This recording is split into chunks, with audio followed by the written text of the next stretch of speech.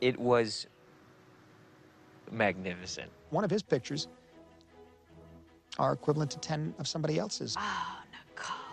And shake his head. Do you know him? And nobody ever really knew him. He was known as a kind of future threat. One of the all-time great motion picture makers. A future threat to peace and quiet. Legendary.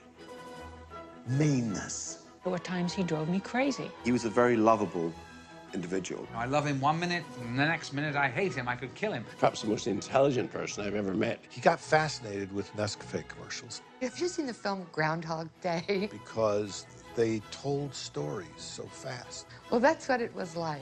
This man was born to push the envelope. There is still a part of Stanley that's a great mystery to me. And he always pushed the envelope. And you must expect someone like that to be different from the rest of us. I think we were too scared of him over here. Everybody pretty much acknowledges he's the man. And I still feel that underrates him.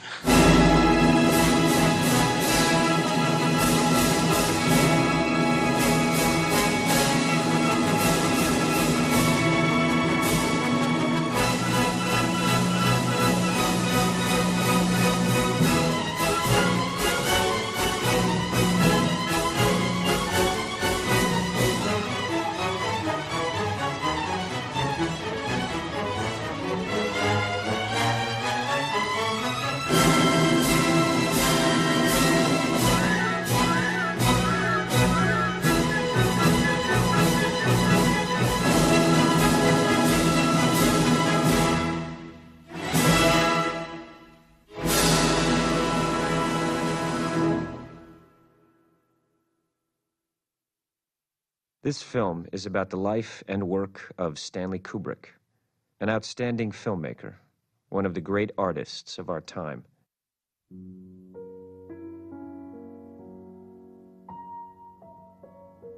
Stanley Kubrick was an enigma to many people. In his films, he was extrovert, challenging, and ready to break conventions.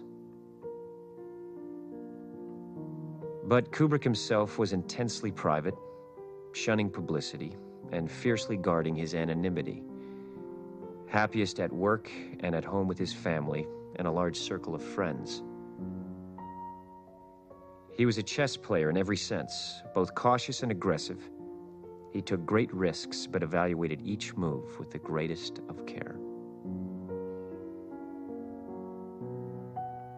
Stanley was born in New York and remained a New Yorker all his life, even though he and his family lived in England for nearly 40 years.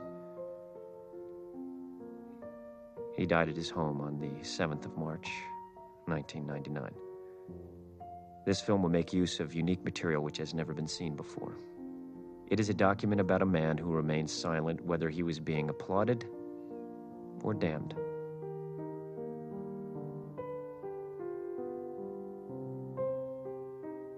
Stanley Kubrick was born in New York on the 26th of July, 1928. His father, Jack, was a doctor who married Gertrude Perveller the previous year.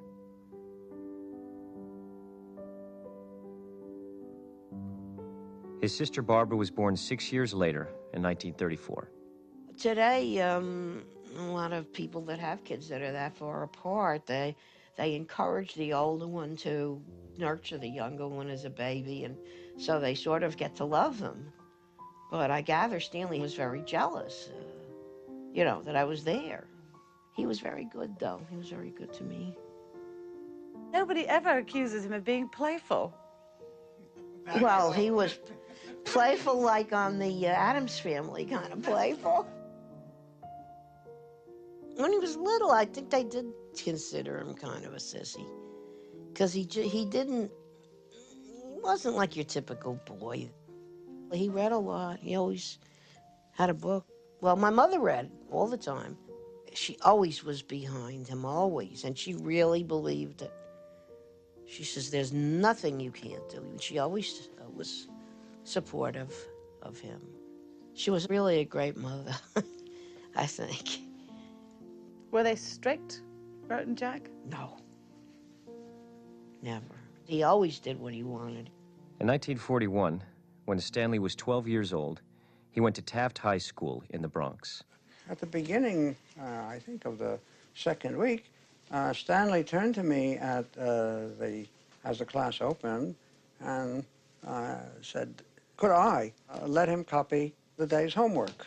I said, of course, why not? Well, the next day he asked the same thing. And the next day after that, and before I knew it, he was doing it every day, too. So after about a week or 10 days, I finally got up enough aggressiveness to say, Stanley, why aren't you doing your homework? He said to me, very simply, and in what I learned was his characteristic, quiet way, well, I'm not interested. It wasn't as if he were stupid. He was simply not interested and acted upon that. Stanley was really quite involved, quite passionate about photography. Stanley, you must understand, was, by the general lights of the time, the son of a wealthy person, as they had their own home. And they could have a dark room. And his father was interested in photography, and I think he encouraged Stanley to use the dark room and to become a photographer. That darkroom background actually was one of the bedrock things that enabled him to develop a very high level of sophistication about photography and then finally cinematography. Stanley was fascinated by photography. He was the photographer on the school newspaper and was constantly on the lookout for pictures that would capture the imagination. We interrupt this program to bring you a special news bulletin. A press association has just announced that President Roosevelt is dead. Roosevelt was a god to us. That's what my mother said. She said, I'm not sure there's a God, when he died. And then when he took that picture, whoa. It just made everybody that saw it would cry. They'd just start to cry. He looked like just the world had ended. And Stanley just got that. It was this photograph of a news vendor mourning the death of President Roosevelt that transformed the amateur into a professional. Stanley was just 16 when he sold this picture to Look, one of America's great illustrated magazines. When he graduated high school, he joined Look as a staff photographer, taking thousands of pictures, perpetually experimenting and gaining valuable experience for the next stage of his career.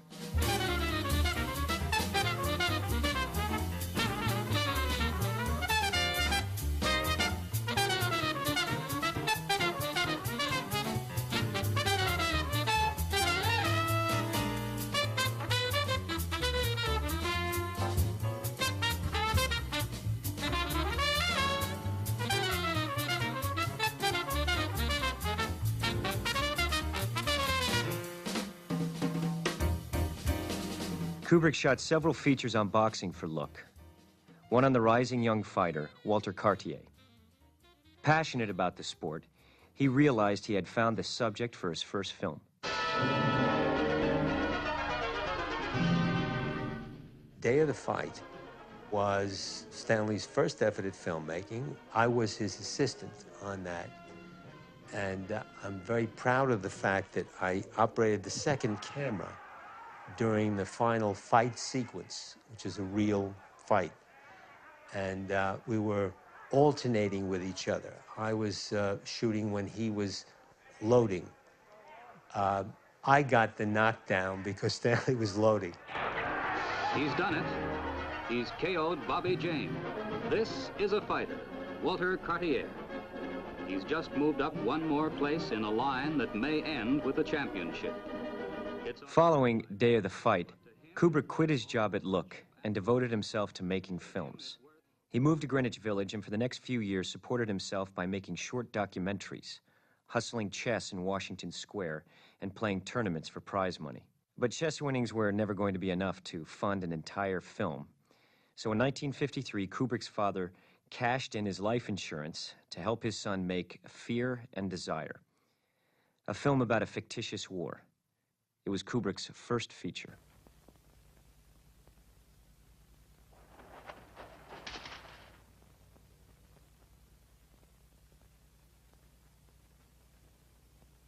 She'll see us. Shut up.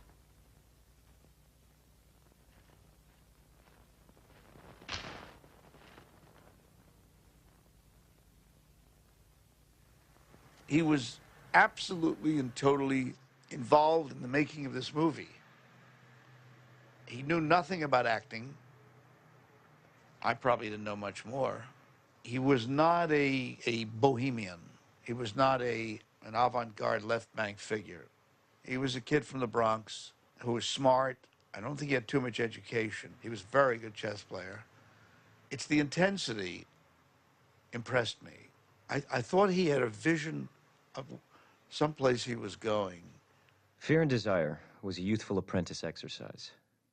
Kubrick would later withdraw the film from circulation, but he got him noticed and helped to get him financial backing for his next feature. Killer's Kiss revealed Kubrick's extraordinary ability to play with light.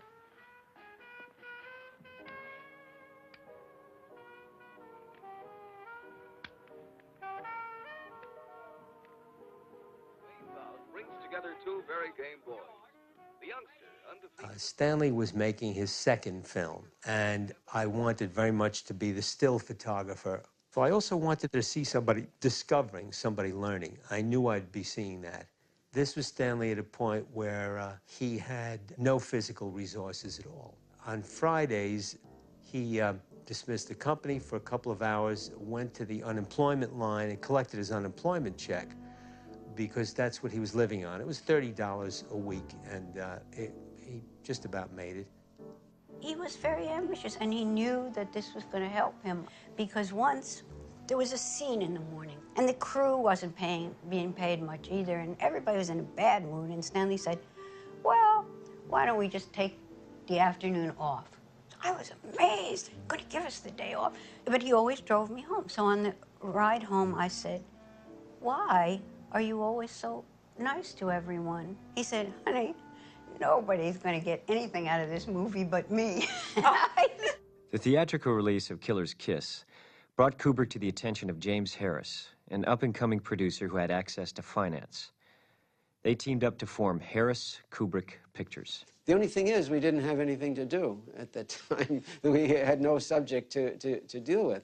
So that night, I left the office and went to a bookstore and found a book there about the robbery of a racetrack.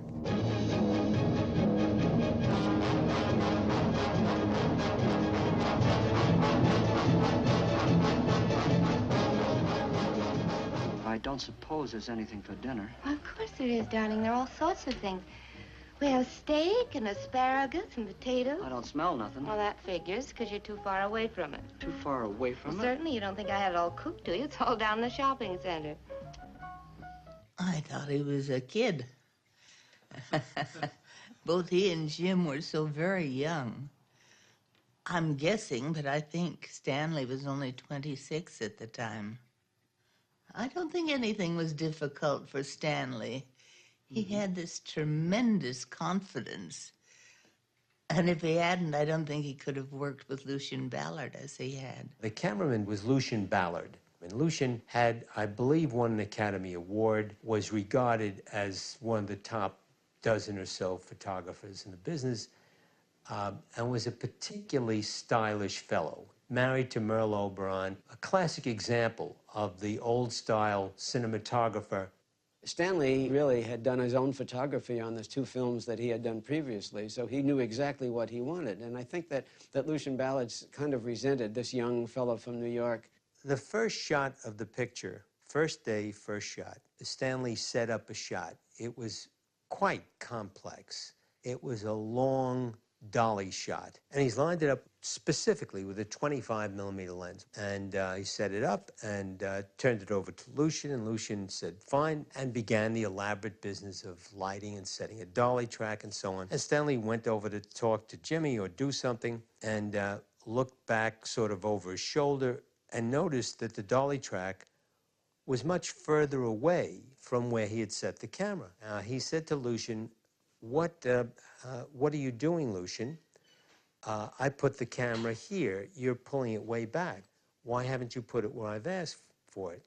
He said, well, I haven't changed anything. I'm using a 50mm lens to give you precisely the same coverage that you've asked for, but it's with the 50. And I've used the 50 because it makes my job a lot easier and it'll go a lot faster. And Stanley listened to this and said, but what about the change in perspective that occurs? He said, well, that really doesn't matter that much. That particular piece of information, of course, is dead wrong. The perspective changes. It's a different shot.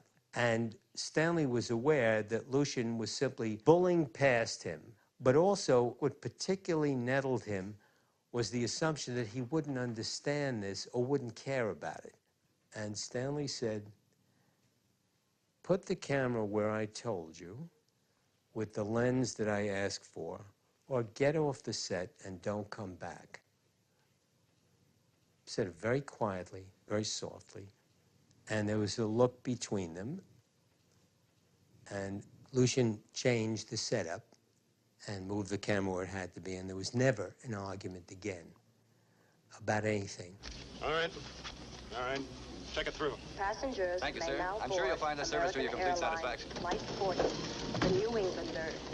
I suppose that a lot of what Stanley is and what he in more complicated ways did with later films is implicit in that rather simple little movie about this meticulously planned crime. This sense that the Sterling Hayden character has that he's really on top of that. He really knows what he's doing. And the fact that at the end of the movie, the little yapping dog gets loose and the prop wash goes and the money blows all over the place. I mean, it's sort of a brilliant movie, and it is an existential movie. I mean, that is to say, if existentialism basically posits that we define ourselves by doing, and the chance is the one thing we can never quite fully comprehend prior to its impinging on our desires or our plans or whatever it is.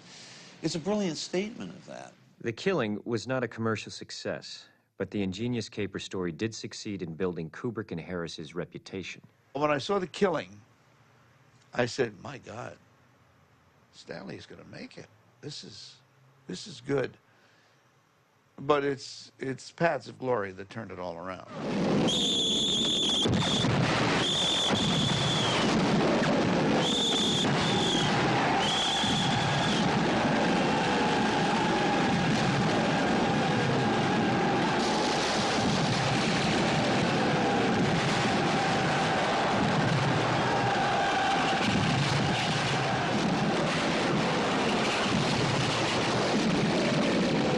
We walked in the middle, as we usually did when we were kids, in the middle of a movie, Paths of Glory.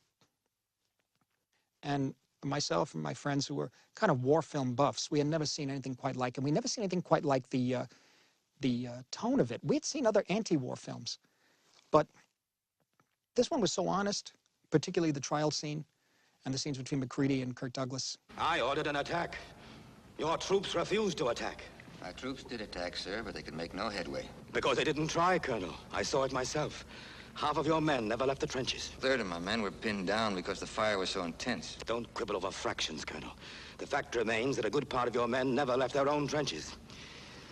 Colonel Dax, I'm going to have 10 men from each company in your regiment tried under penalty of death for cowardice.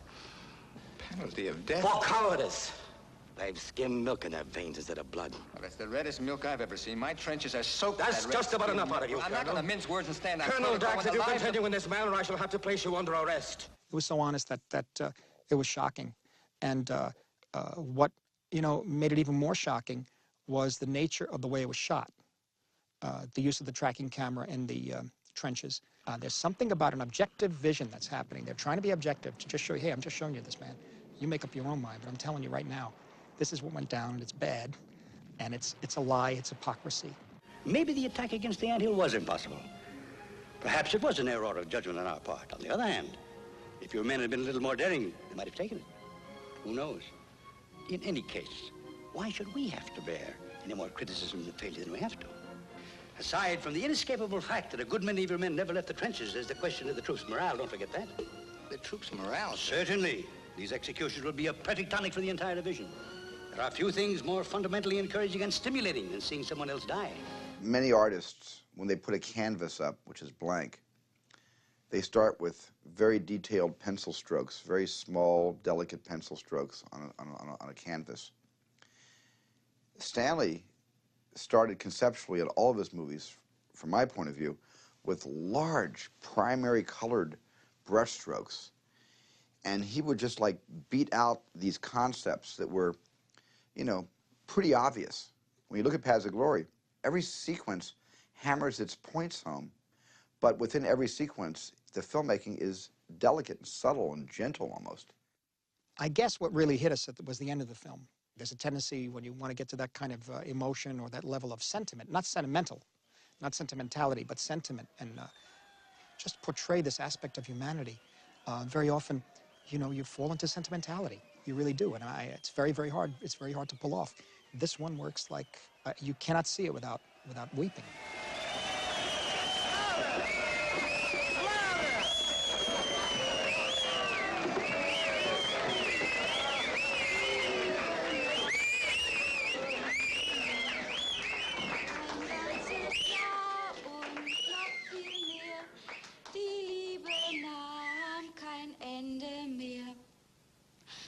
Und als man ihm die Botschaft bracht, dass sein Herzliebchen im Sterben lag, da ließ all sein Hab und Gut und eilte seinem Herzliebchen. He was sitting behind his desk for this interview I was to have, because he was looking for an actress for that scene in Paths of Glory.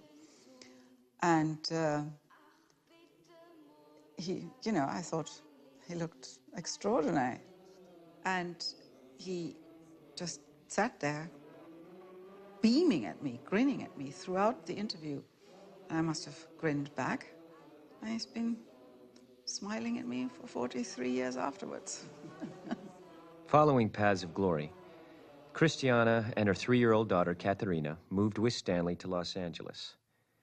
Stanley and Christiana were married in 1958, and Hollywood would be their home for the next few years, where they were to have 2 more children, Anya and Vivian.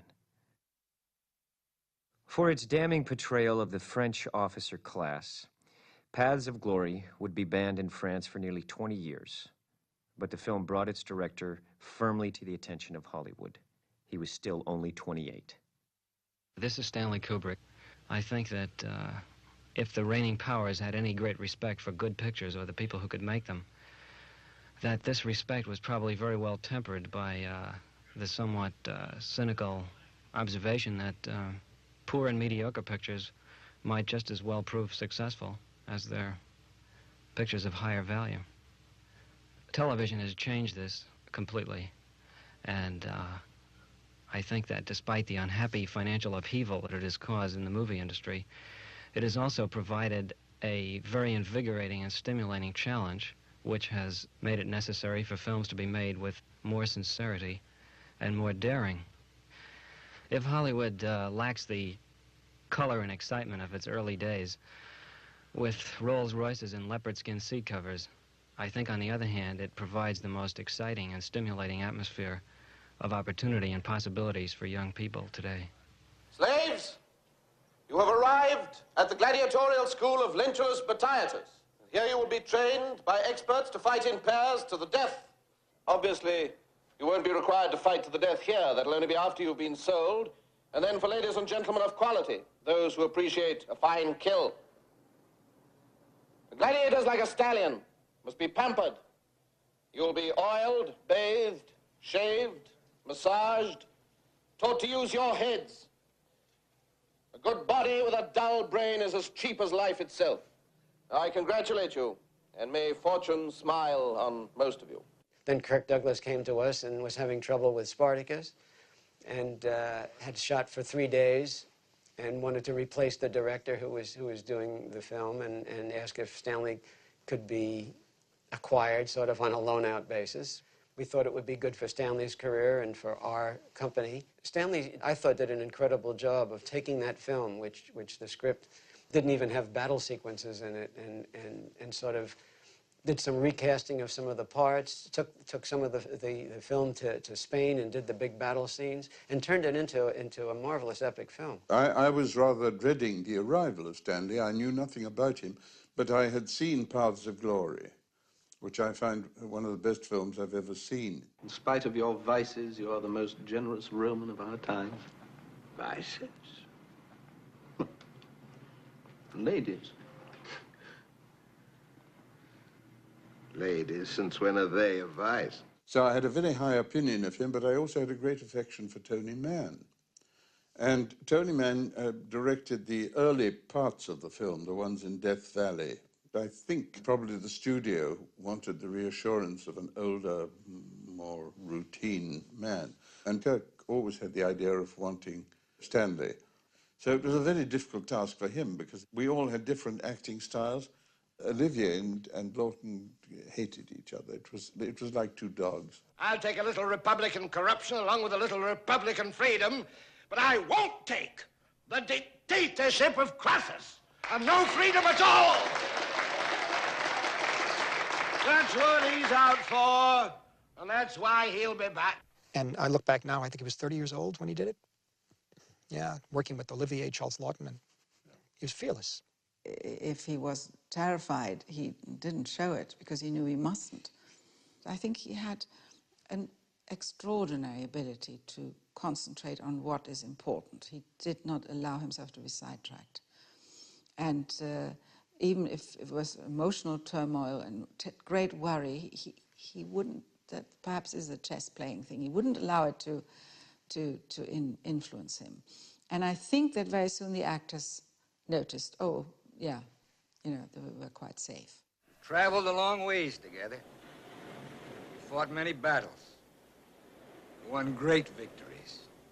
Now, instead of taking ship for our homes across the sea, we must fight again. Maybe there's no peace in this world. For us or for anyone else, I don't know.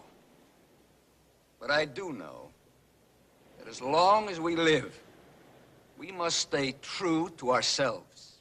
Its great virtue was it was the only film that kind that didn't have Jesus in it. There was no trace of Christianity in Spartacus, really. There was faith, but not Christianity. Kirk wants to be rewarded for his courage, which I would certainly be the first to do so. To make a film like that without Jesus, but with Kubrick, is already a tremendous achievement. But I think they were both fairly temperamental. Neither of them would give an inch. So there was tension. But he was uncomfortable during the making of that film, but not necessarily because of Kirk alone. It's because he had no rights over the script. He had all those things he got used to and fought for having. He didn't have. He had no say. Stanley was unhappy because he was dealing with the star who was also the producer and in charge of the production. And there were certain instances where he felt that things should be done differently, but because Kirk was in charge, they were done Kirk's way. And I'm not saying that Kirk was wrong or right, but nevertheless, Stanley said, from now on, I want to do pictures where I really have final cut. The first overseas premiere of UI's screen epic Spartacus is the most brilliant event on London's show business calendar for the year. Director Stanley Kubrick and UI... Spartacus was a critical and commercial success, winning 4 Oscars. Despite Kubrick's youth, he was now a recognized Hollywood director. But the process had also taught him that he had to have full control over his films. I had a feeling that during Spartacus he was biding his time, getting on the record as the director of a big and successful film which would give him greater freedom in the future. And he did turn his career into that of an artist, whereas it could quite easily, had he surrendered at any juncture, have been that of a very successful journeyman. He felt now he had this little label, I'm a film director, officially. Now, I can make a story that I have a crush on.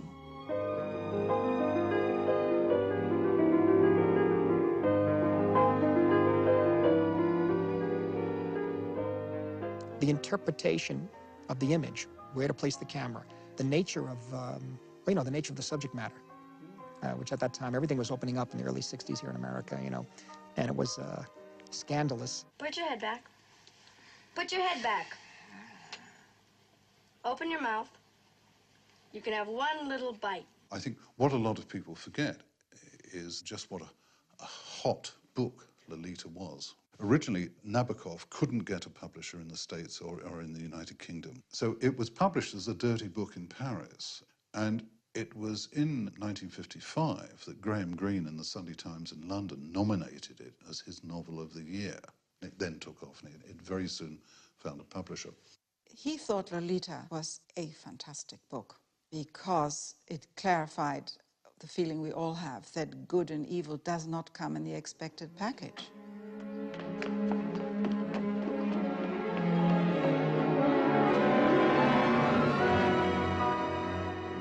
Well, I guess I won't be seeing you again, huh? I shall be moving on. I must prepare for my work at Beardsley College in the fall. Then I guess this is goodbye. Yes. Don't forget me.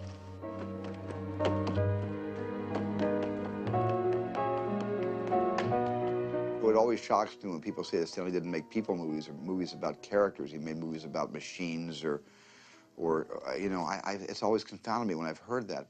Lolita is, you know, it's nothing like the book, but he did draft the author to write the screenplay, so they were, you know, in collaboration with each other in another kind of version, away from the novel, that is much more about the human condition than I felt the novel ever was.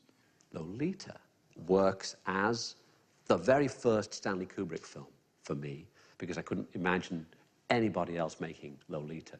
It's a comedy, but it's got a lot of serious elements. It's risque.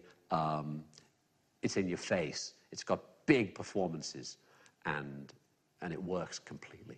You're a disgusting, despicable, loathsome criminal! Don't do that. Get out of my way. Get out of my way. No, I'm getting out of here. Go on. Get out of my way. I'm leaving here today. You can have all of it. But you are never going to see that miserable brat again! At a time when American cinema in the early 60s was on the way down. In other words, the studio system was finishing. This was a vision. This was somebody with authority making you look a certain way at things. When I stood Adam naked, oh, Adam naked, you should be ashamed of yourself, Captain. Before federal law and all its stinging stars. Tarnation, you old horn-toad, that's mighty pretty. That's a pretty poem. Because you took advantage. It's getting a bit repetitious, isn't it? Because, there's another one, because you cheated me. Because you took her at an age when young lads... That's enough. Say, what'd you take it away for, mister? That's getting kind of smutty there. Because of its scandalous theme, the film had a crippling distribution problem. The Catholic Church had their own censorship, and that if they condemned your film, they would then send notices to their churches, the Catholic churches all over the country, that it would be sinful to see this film. You just touch me and I go as limp as a noodle. It scares me. Yes, I know the feeling. That held up the film for about 6 months because they did condemn it. There was a picture of Lolita on the bedside stand. So when Humbert and his wife Charlotte were in bed, they felt that Humbert was using the picture for sexual stimulation. I denied that. I think that in all fairness, they were right. Anyway, we agreed to limit the number of looks at that picture. To get a release, Kubrick had to recut Lolita. As he later told Newsweek, had I known how severe the limitations were going to be, I probably wouldn't have made the film. There is acclaim in the film world for Stanley Kubrick, director of Lolita, arriving with Mrs. Kubrick. Lolita's strong performance at the box office was, no doubt, boosted by the controversy. Kubrick's next film would prove even more controversial. Now then, Dmitri, you know how we've always talked about the possibility of something going wrong with the bomb. The bomb, Dmitri. The hydrogen bomb. Everything wonderful about that movie is because of the way it was directed. Otherwise, you know, I thought there were flaws in the writing of the movie and flaws in some of the performances in the movie, but the directing of the movie was so bravura and so superb that it just, you know, was just a knockout. the vision of just the opening credits and the use of music over the opening credits, we knew immediately anything could happen in this movie.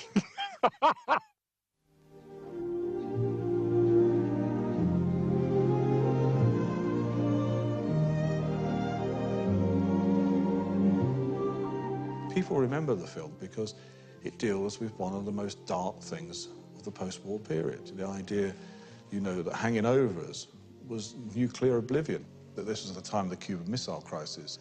I mean, and it can't have possibly got closer than those few days where one mistake by either side could have started the World War III, quite literally. This piece of satire just hit it right on the button, and it was frightening. Very, very frightening. Well, now, what happened is one of our base commanders, he had a sort of, well, he went a little funny in the head. You know, just a little funny. And he went and did a silly thing. Well, I'll tell you what he did. He ordered his planes to attack your country. Well, let me finish, Dmitri. Let me finish, Dmitri. Well, listen, how do you think I feel about it? He was able to say what we all knew about the madness of it.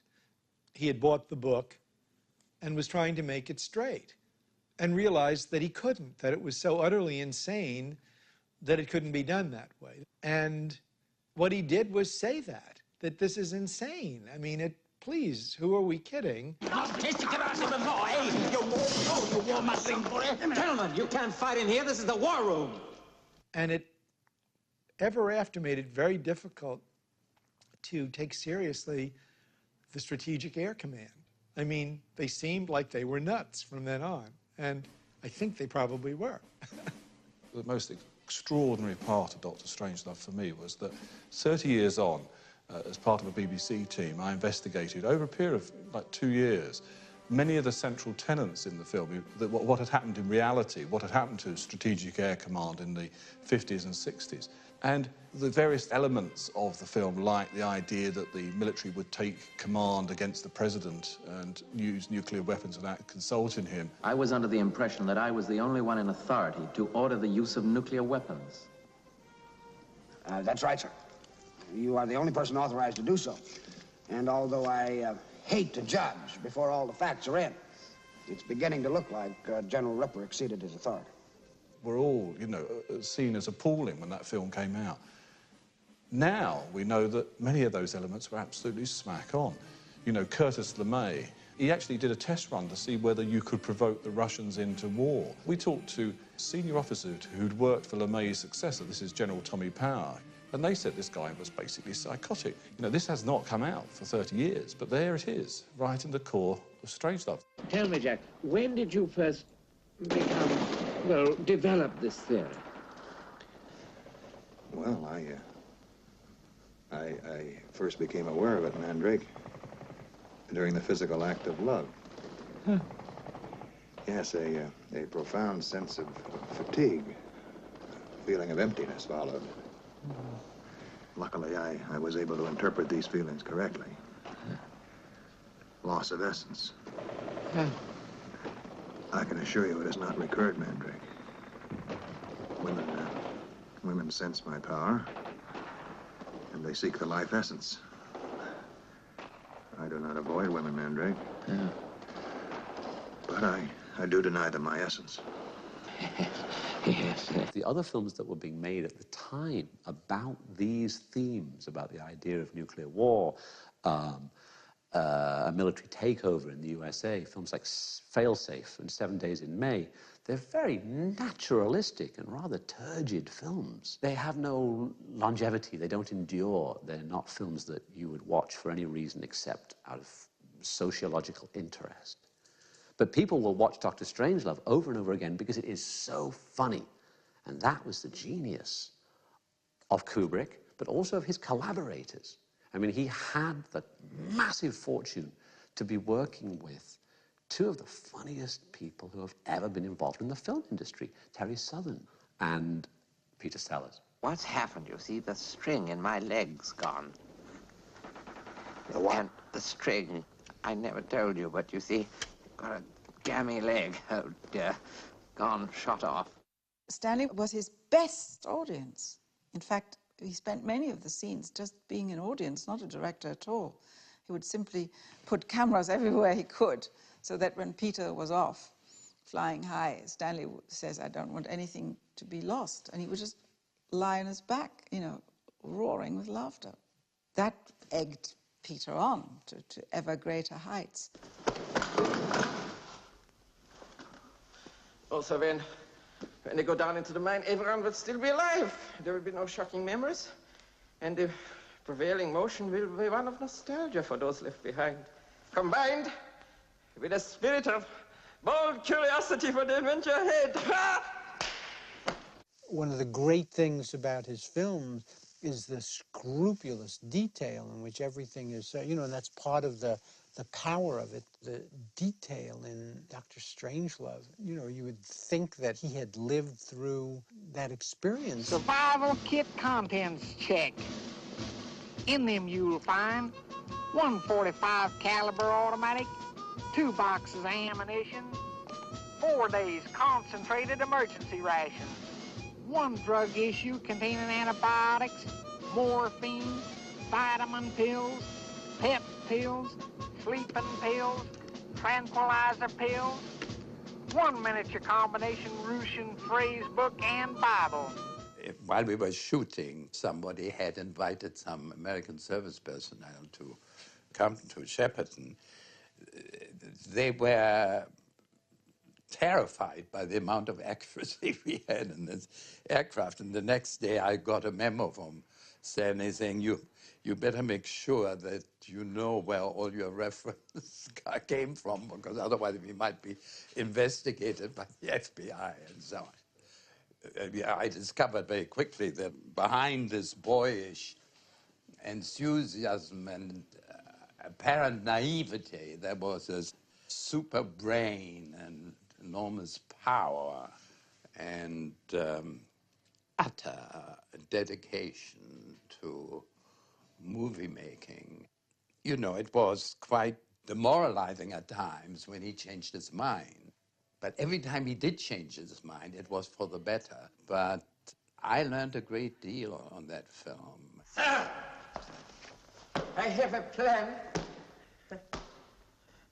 Monsieur, I can walk!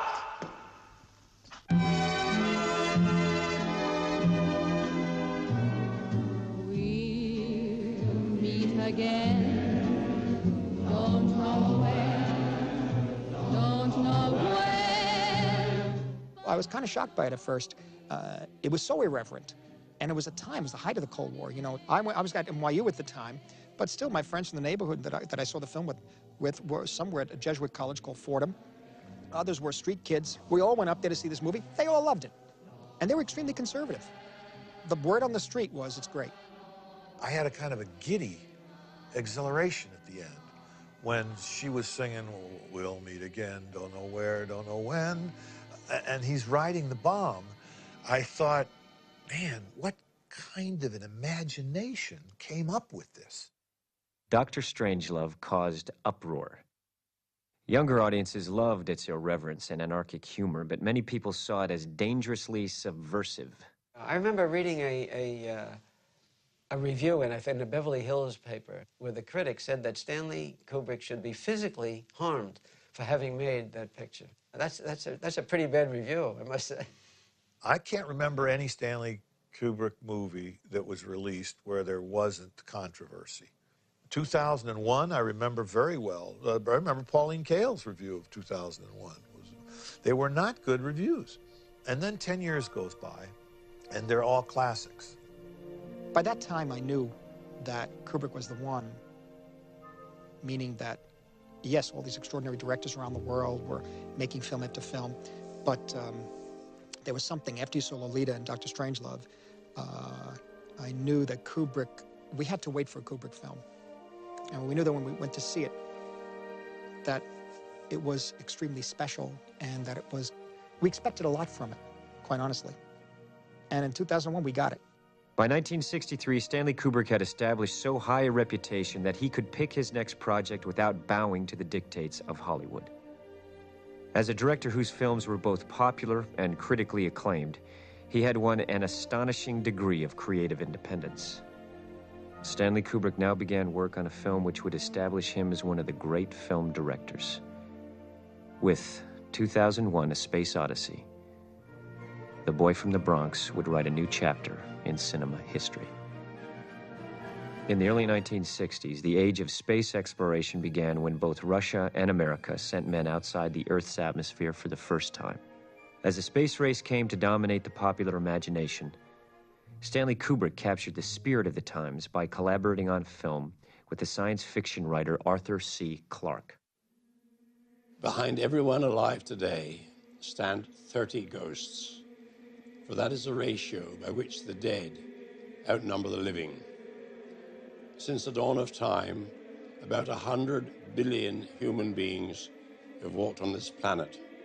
Now, 100 billion is about the number of stars in our Milky Way galaxy.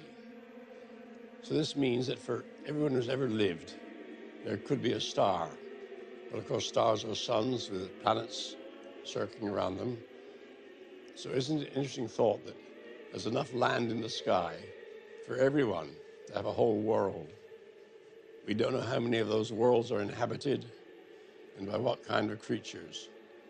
But one day we should know, perhaps by radio, perhaps by other means, perhaps by direct contact.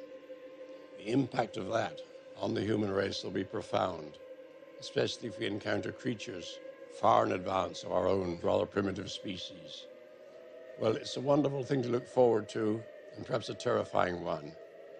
It may happen in our lifetimes, it may not happen for 1,000 years, but one day we will know the truth about this incredible and wonderful universe around us, and perhaps understand our own place in it.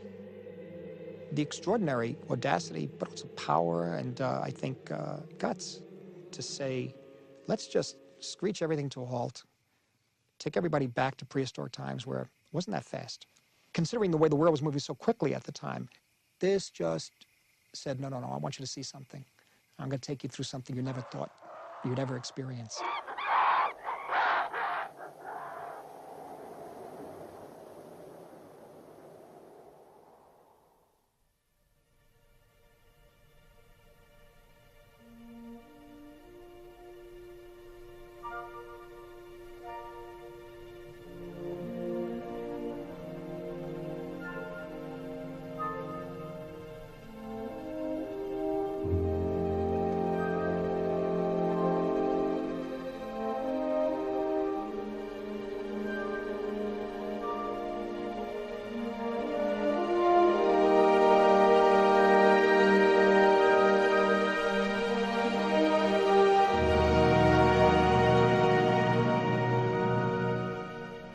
His way of making a film was to concentrate on 7 or 8, as he called them, non-submersible units.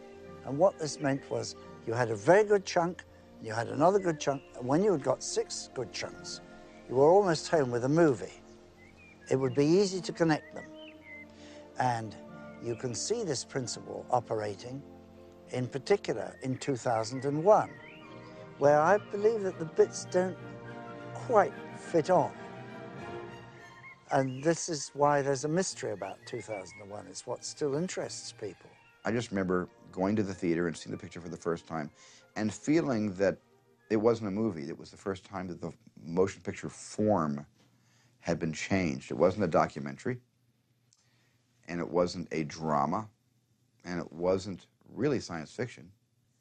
It was more science eventuality. Hal, despite your enormous intellect, are you ever frustrated by your dependence on people to carry out actions? Not in the slightest bit. I enjoy working with people. I have a stimulating relationship with Dr. Poole and Dr. Bowman. My mission responsibilities range over the entire operation of the ship, so I am constantly occupied. I am putting myself to the fullest possible use, which is all I think that any conscious entity can ever hope to do. unlike many a science fiction writer, including, I must say, myself, he regarded the future as unknowable. And this is the first movie, the first work of science fiction that actually, I think, depicts the future as unknowable. 18 months ago, the first evidence of intelligent life off the Earth was discovered. It was buried 40 feet below the lunar surface, near the crater Tycho. Except for a single, very powerful radio emission aimed at Jupiter, the 4-million-year-old black monolith has remained completely inert. Its origin and purpose still a total mystery. I respect and awe, awe of the mystery of the universe, something which Einstein's, often said, that anyone who isn't awed by the universe, well, they haven't any soul. So from my earliest days, the wonder of space and time has intrigued me, and Stanley and I tried to put some of this feeling into the film. I think it made people realize that we were a rather small part of an enormous universe. It's hard to realize that when we made that film, we didn't know what the Earth looked like from space, from any real distance. All these things had to be imagined. The special effects in 2001 were a quantum leap forward for the film industry. These looked the real thing. Stanley had very firm and very specific ideas about how these models were to be lit. The painstaking attention to detail, the coloration, the dirtying up of the models. I mean this really hadn't been seen before. One of the best examples for my contribution to the film is what's known as the slit scan sequence, the Stargate sequence. There was a lot of evolution to that concept of how you would be transported from one dimension to another. Was never really solved in the screenplay. And I had remembered, but knowing of an experimental filmmaker who was exploring this whole idea of long time exposures, and while the camera shutter is open, he would move various kinds of artwork or slits around in front of the camera to scan color blocks and objects onto the film in a rather unusual way.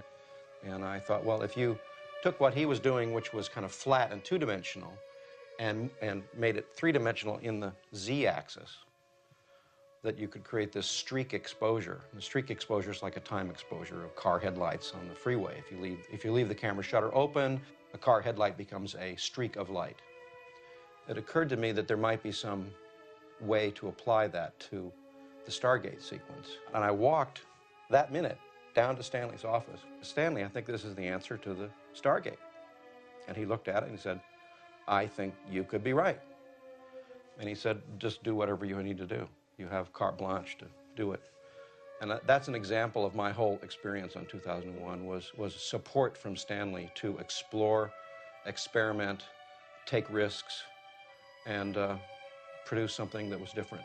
If you can imagine a giant Ferris wheel, and if you were to cover the Ferris wheel with a skin, on the inside edge of that skin, imagine the set being built, and imagine an endless hallway with things along the side. Well, that revolved. There's a scene where I come down a ladder, and the other astronaut, Gary Lockwood, is eating, apparently upside down, because he's on the other side of the centrifuge. And it looks like I walk upside down to him. How that actually was done was that Gary had a hidden harness. He was upside down, so I came in right side up, and they just revolved Gary down to me, and I just walked in place. And there was this theme of constant rotating, rotating, rotating. The space station is rotating, the spacecraft is rotating, the Earth is rotating, everything's in orbit. And that established a style of intercuttable shots that ultimately later lent itself in Stanley's mind to the Strauss waltz.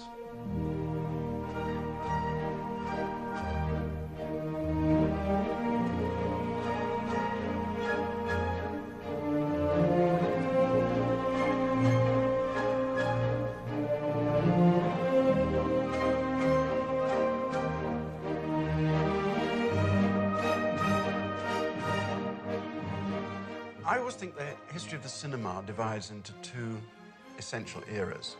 Before Stanley Kubrick and after Stanley Kubrick, especially in relation to the use of music in films. Before Stanley Kubrick, music tended to be used in films as either decorative or as heightening emotions. After Stanley Kubrick, because of his use of classical music in particular, it became absolutely an essential part of the narrative, intellectual drive of the film.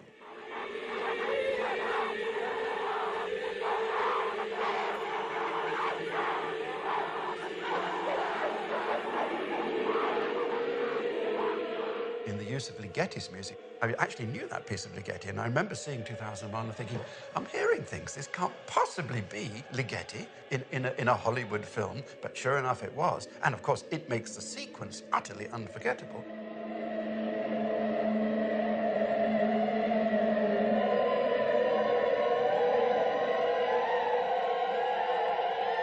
It was for me, especially the visual fantasy, with the speed, with the color and light changes when the spaceship goes down on a moon of the Jupiter, yeah? And then the speed is more and more and more, and it was very clear that Dr. Einstein pretended that the light velocity is the highest, you cannot go beyond, but in this film it was suggested as if it would be beyond the speed of light, and then we enter in another world. I never know whether the images arose out of the music or the music arose out of the images. But perhaps the true thing to say is that they became, in his imagination clearly, and so have become in ours, totally inseparable.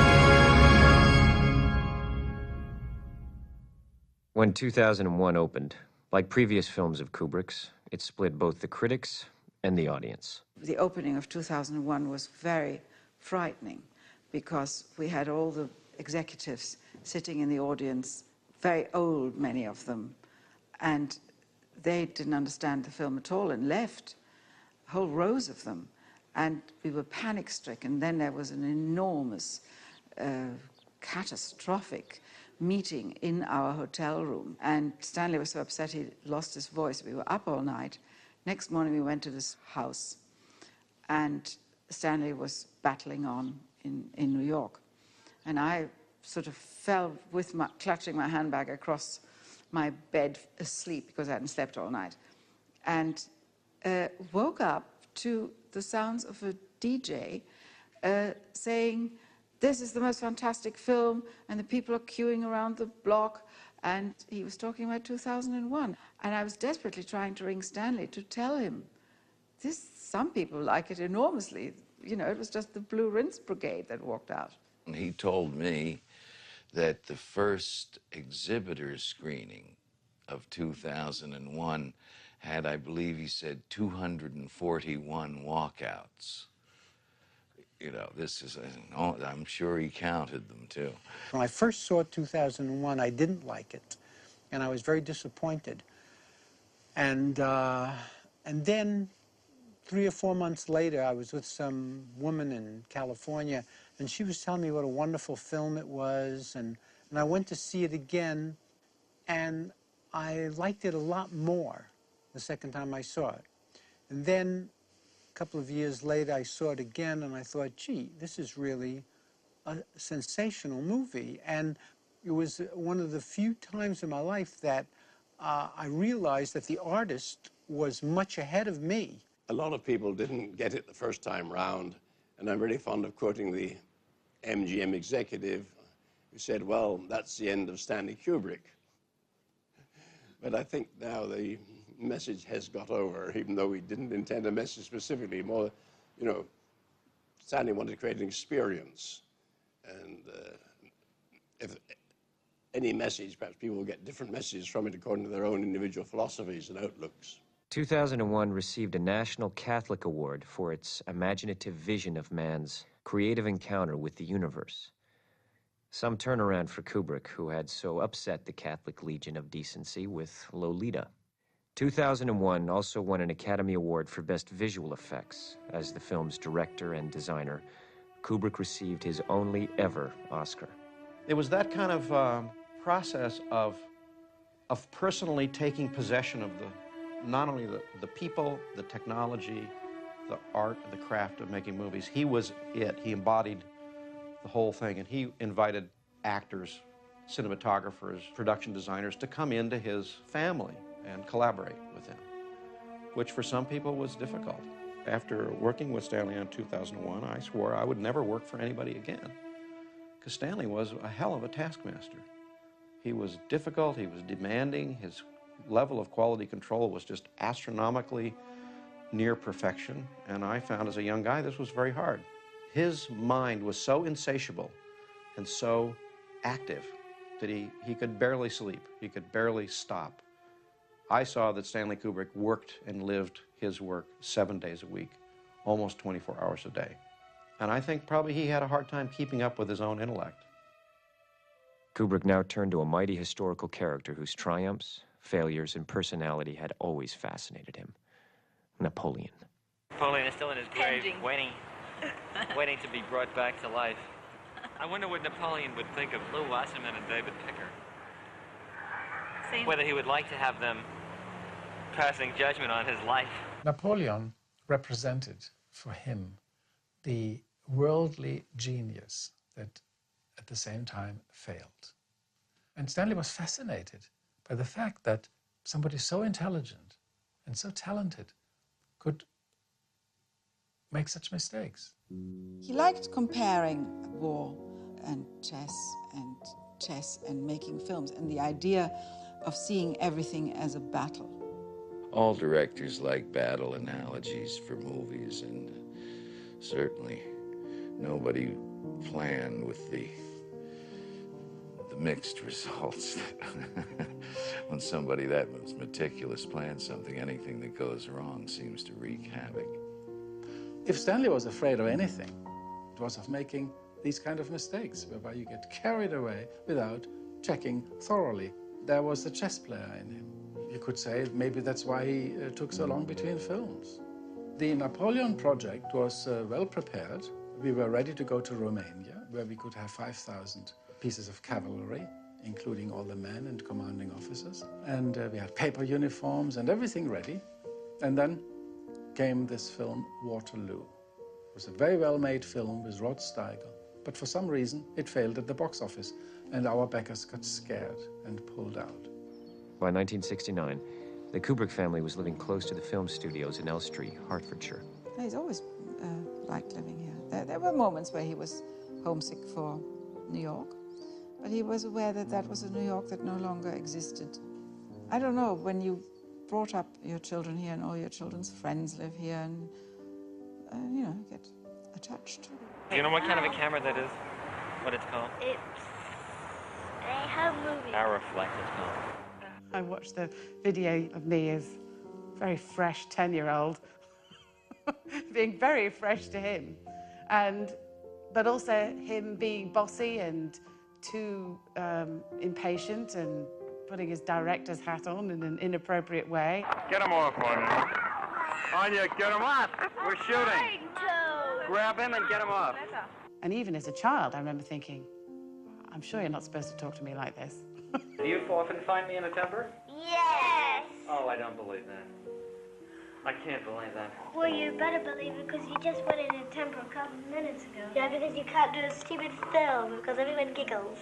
And because then I can't play like that. I think I'm one of the most even-tempered people you'll ever meet.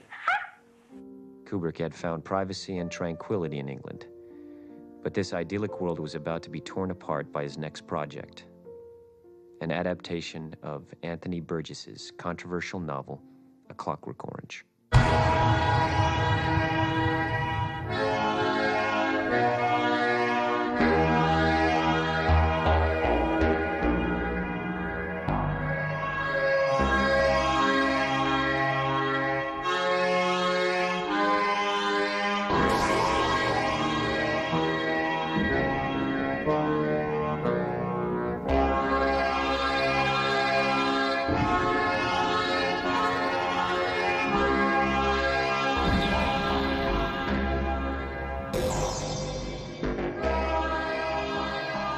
There are certain parts that you have in a career that nobody else can play, that you are born to play. That is one of the parts. There was me, that is Alex, and my three droogs, that is Pete, Georgie, and Dim. And we sat in the Korova milk bar trying to make up our razoo docs what to do with the evening. The Korova milk bar sold Milk Plus Velocet, or Synthemesk, or Drencrum, which is what we were drinking. This would sharpen you up and make you ready for a bit of the old ultra-violence. But I remember saying to him once, well, look, Stanley, look, how do you direct? I mean, what's your style? And he said, I really don't know. I never know what I want, but I do know what I don't want. I don't think I've really ever had that much fun on a job. I mean, I've worked with other great directors and certainly Lindsay Anderson, but actually the actual fun of doing the work, which was, of course, in the character of Alex, too. He was a wicked son of a bitch. But the great thing that I think Stanley and I had in common is a wicked sense of humor. It was my rabbit to help the prison Charlie with the Sunday service. He was a bolshy, great, burly bastard, but he was very fond of myself, me being very young, and also now very interested in the big book. I didn't so much like the latter part of the book, which is more like all preachy talking than fighting in the old in-out. I like the parts where these old Yehudis toll-chock each other and then drink their Hebrew vino, and getting onto the bed with their wives' handmaidens. That kept me going. He explored these extreme subjects that you kind of sometimes wanted to recoil from, like in Clockwork Orange.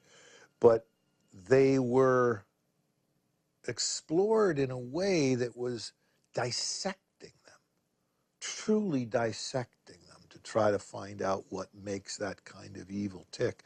And I think that there was a search behind all of those films to say, in a way, in a world where we know man is capable of the most base, shockingly destructive behavior, is hope and virtue possible? Oh, go on! Do me in, you bastard cowards! We don't want to live anyway. Not in a stinking world like this. Oh? And what's so stinking about it? What fuck about world is it at all? Men on the moon, and men spinning around the earth, and there's not no attention paid to earthly law and order no more. Oh, dear land, I fought for thee. You'd have to say that, you know, Stanley's view of human nature was, you know, really very, very bleak. It's fairly miraculous in this day and age in particular to have pursued the kind of career he pursued and making these uncompromising movies. It had been a wonderful evening, and what I needed now to give it the perfect ending was a bit of the old Ludwig van.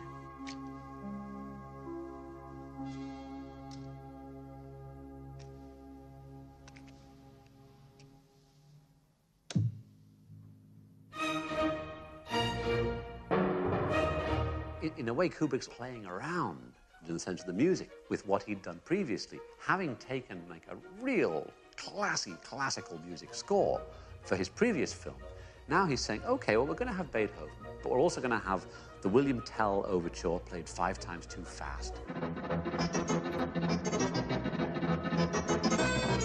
Kubrick's being playful in the same way as when Alex visits the record store, there in the record rack is a copy of 2001, which is obviously is a great joke, but also he's also talking about a film director who has given up being influenced by others, a film director whose primary influence has become himself. For now it was lovely music that came to my aid. There was a window open with a stereo on, and I viddied right at once what to do.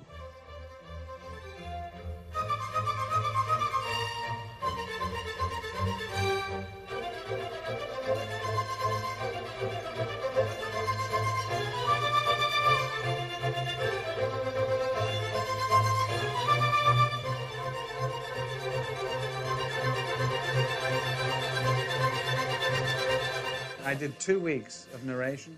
It was like the purest kind of filmmaking. You know, just a Sennheiser microphone and a Nagra, that's all he had. No operator, it was Stanley pushing the button. That was it. And it was highly, concentrated. So I'd say, well, I've got to stretch my legs, Stanley. He'd say, ping pong. He was always trying to beat me. He never did. Not at ping pong. Chess, another matter. Anyway, so we'd have fun, we'd play, and we'd come back, we'd do another piece. The voiceover works very well. So about, I think, maybe 6 months later, my agent said, oh, by the way, Malcolm, you have 2 weeks of voiceover you haven't been paid for yet. I went, well, I'm going out to see Stanley this afternoon. I'll mention it to him. So as I was leaving, I think I said, oh, by the way, Stanley, my agent informs me that I haven't been paid for the 2 weeks narration. He had a slide rule in his pocket. He took the slide rule out. He went like this, and he went, I'll pay you for a week. I went, a week? He goes, yep, the other week was ping pong. Oh, bliss. Bliss and heaven. Oh, it was gorgeousness and gorgeosity made flesh. It was like a bird of rarest spun heaven metal, or like silvery wine flowing in a spaceship. Gravity all nonsense now. As I sluiced, I knew such lovely pictures.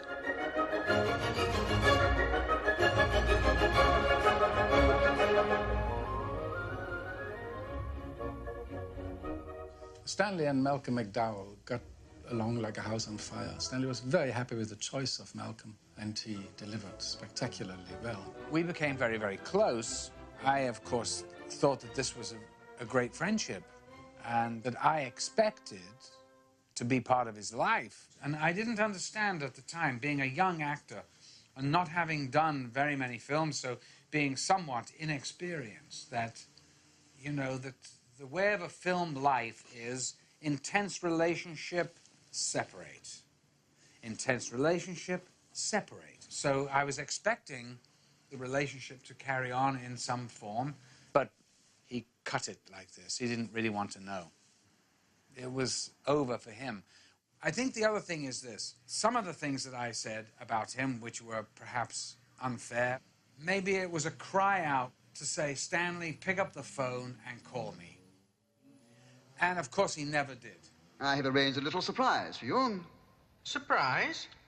One that I hope that you will like. As a, how shall we put it? As a symbol of our new understanding.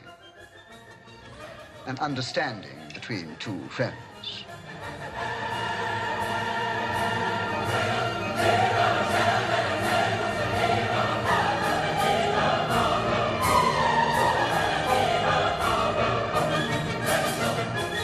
A Clockwork Orange dealt in part with media exploitation, but now real life imitated art.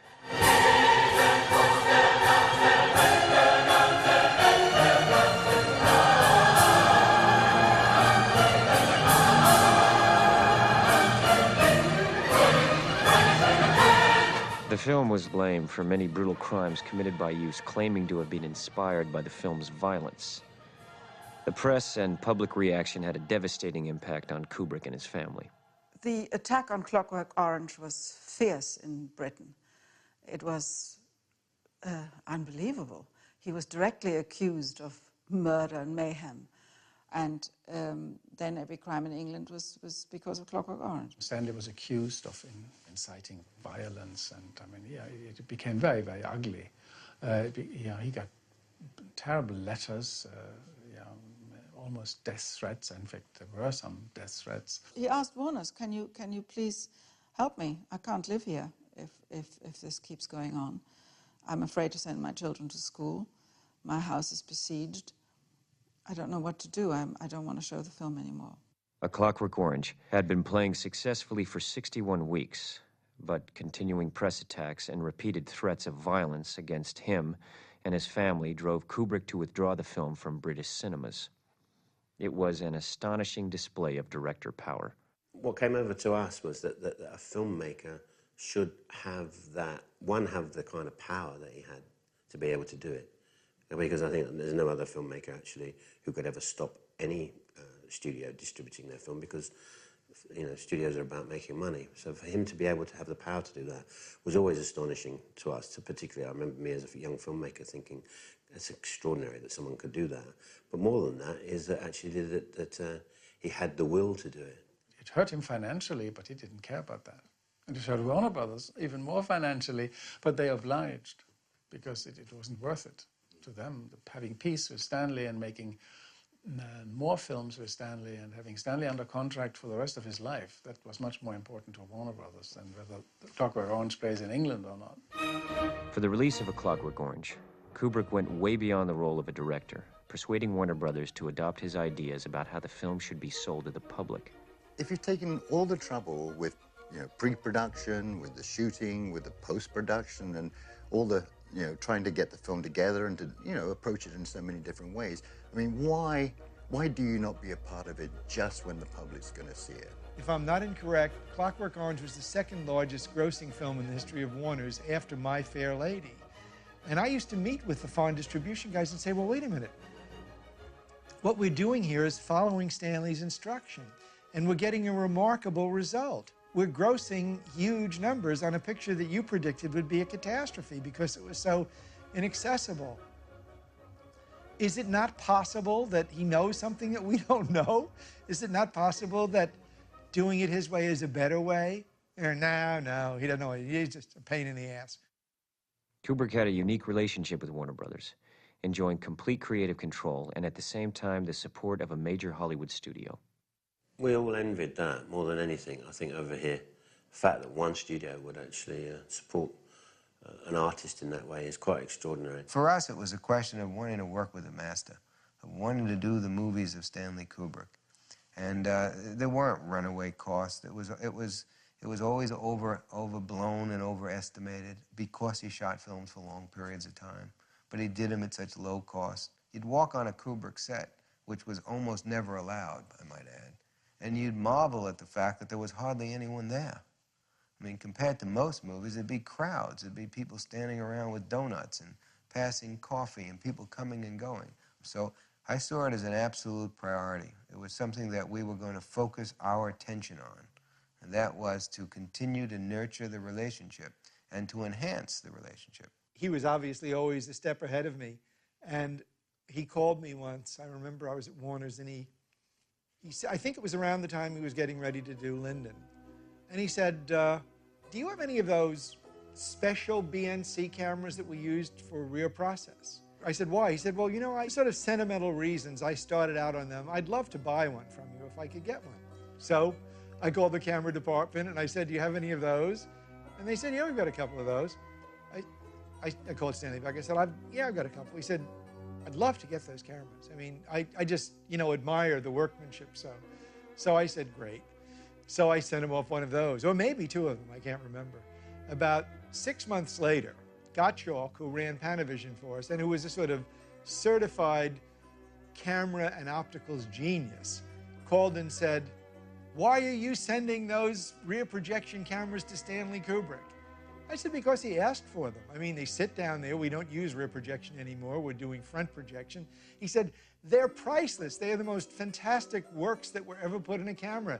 They are brilliantly conceived and brilliantly executed camera works. You could never build a camera like that if your life depended on it. He said, I want to get every one I can because I can't duplicate the work that went into it. Stanley had anticipated it and acquired them and built his own cameras. He looked for old-fashioned Mitchell BNC cameras for a very specific reason. These were the only cameras, to his knowledge, where he had a chance of fitting these big Zeiss lenses. And Stanley sent me this lens and said, could I mount it on his BNC camera?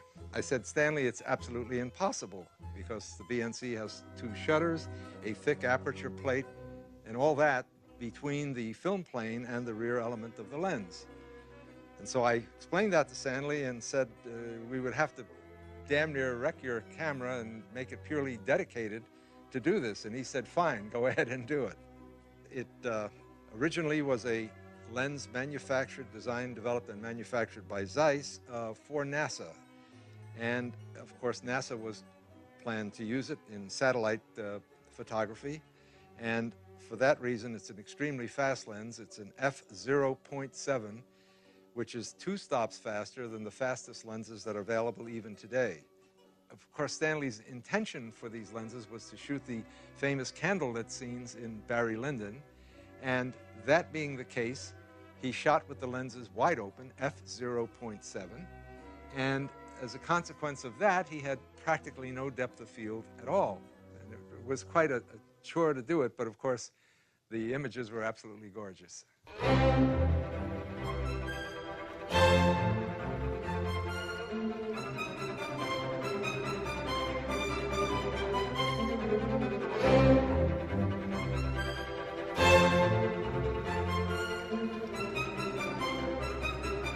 I think Stanley would have a concept of wanting to do something in a way that it had never been achieved before, that he wanted to put himself into that century and with these characters and these settings and give you a way of seeing them as they would have been seen at the time that that book was written. Yet he was using the most extraordinarily modern instruments and daring instruments, but the fact that he used these candles, and yes, and that's part of it, but also just the interiors, just the way sunlight came into rooms.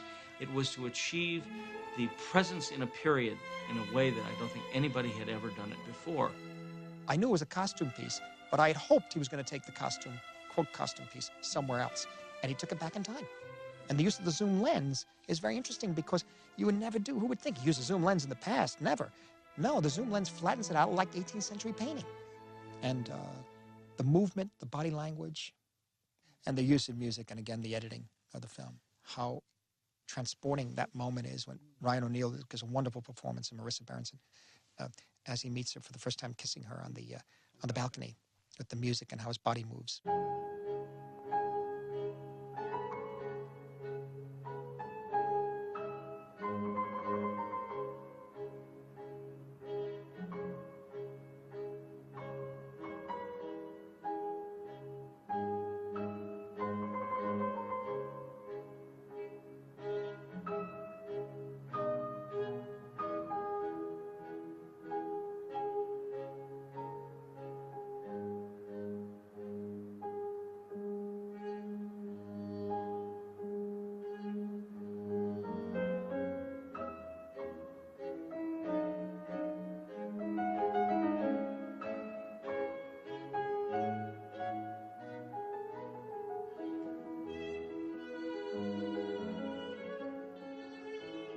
Stanley did not want the film to look like one of those traditional movies where period clothes look like wardrobes. He wanted the clothes to move, he wanted the clothes to have life, and he wanted to do something which was very reminiscent of certain painters of that period. Stanley sent me to all kind of auction houses were dealing with period costumes. So we were mixing some period costumes. So Stanley wanted beautiful materials because, as he quite rightly said, that's why in those paintings they give those wonderful lights. And everybody keeps talking about Barry Lyndon still now as one of the most beautiful 18th century movies. But it's because of the way he shot it, the way he pushed us to do our work. You know, as an artist, you very often instinctively design, you know, and to intellectually justify your creativity is very difficult. And I think the same applies to actors. Though he knew and respected, I'm sure, the actors, he would permutate their performances almost to breaking point. I remember going on the set one day and there were like 1,000 candles burning. And outside there was a huge storm. And there were these men standing outside. And because of the storm, they had to hold the big lamps. And there was a huge gale in Dublin and the rain was pouring and it was icy cold. I thought, poor guys, hope they don't have to do it too long. And then the candles are burning down very gradually. And Stan is just sitting there with Hardy Kruger discussing the problem that Hardy had. And he's just saying, well, Hardy, I think we should do it, because, you know, Hardy Kruger, I think, was getting also in a state. So it was interesting, never getting flustered, never raising his voice. Well, he was wonderful working with actors because it was just one-to-one. You know, you had a relationship with the director. And if he was working in any detail on a role with an actor, well, you know, the others were there, sure.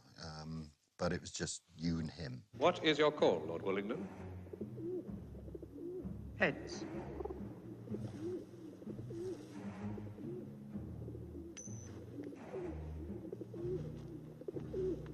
It is heads. And Lord Bullingdon will have the first fire.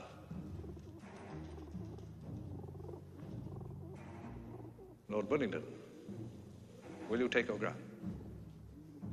And it was the fact that Stanley was so open and so engaging. When I asked him a question, you know, it might be about the lighting, it might be about the camera, the lenses, he would just take the trouble to speak about it and talk about it in a really, well, detailed way so that I understood what was happening, and that's what really stimulated me and interested me. I mean, for instance, you know, if he came onto the floor, he didn't know how to shoot a scene. I mean, he wasn't sure how he was going to do it. And I also, as an actor, I found that stimulating because what he was saying to me was, you know, do whatever it is you think you're going to do, you know, but do it for real, because that may change the way I'm thinking about the scene.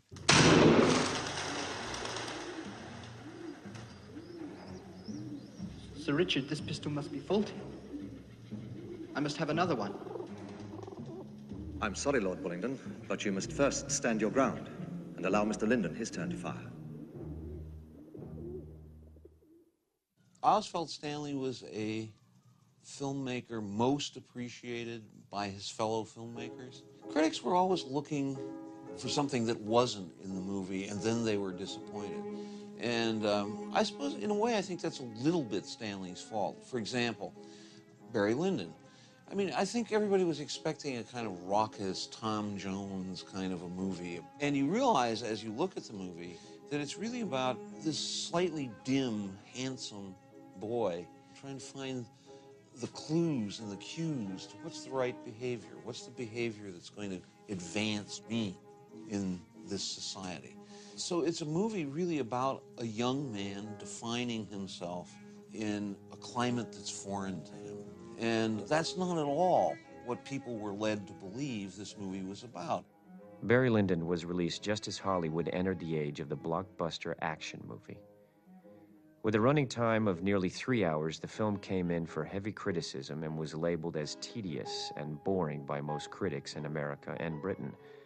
But in Europe, it was hailed as a film of breathtaking beauty. And remember, it won 4 Oscars. I mean, cinematography, production design, costume design, and the music. But I think, you know, Stanley was disappointed because, well, in the end, it wasn't a commercial success. He was very, very, very sad and disheartened that particularly So smaller papers and smaller television stations did not at all appreciate the tremendous effort that went into these films and, you know, just simply dismissed it. Whatever movies Stanley made, what I love about his work is they are completely conscious. You may like them, you may not like them, you may say, well, what about this, that, or the other thing?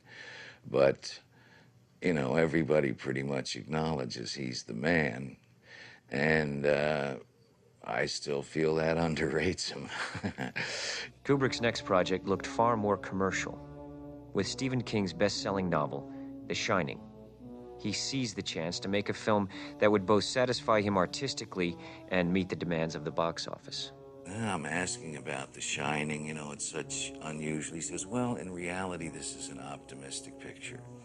And I said, on what basis, Stanley? And he said, as the the existential, pragmatic man that he was, he said, well, in some way, this movie's about ghosts. Anything that says there's anything after death is an optimistic story. There are still images in The Shining that I wake up screaming about. That little boy in the hall and the tracking of the Steadicam. The little boy on the bicycle. Of the little boy. The sense of movement that gave that picture inside this very, very foreboding place.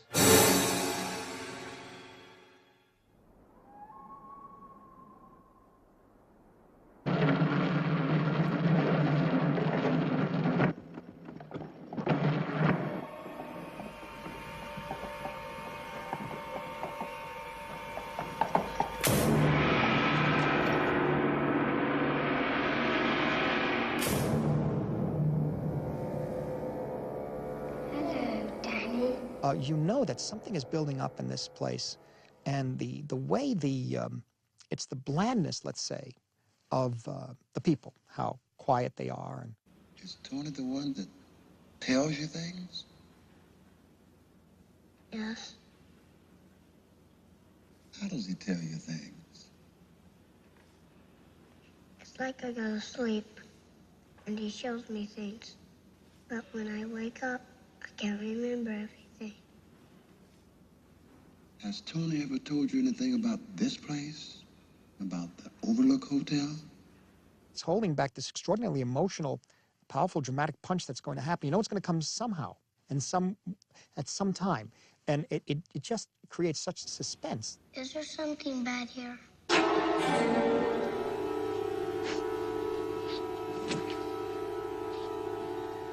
At first, I was taken aback by some of the performance, and then, after the third or fourth viewing, I understood the level of intensity what Nicholson was doing.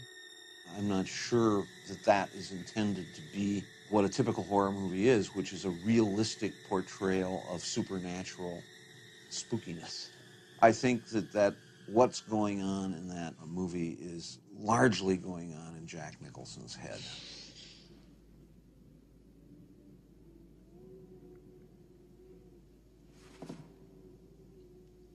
Hi, Lloyd. A little slow tonight, isn't it?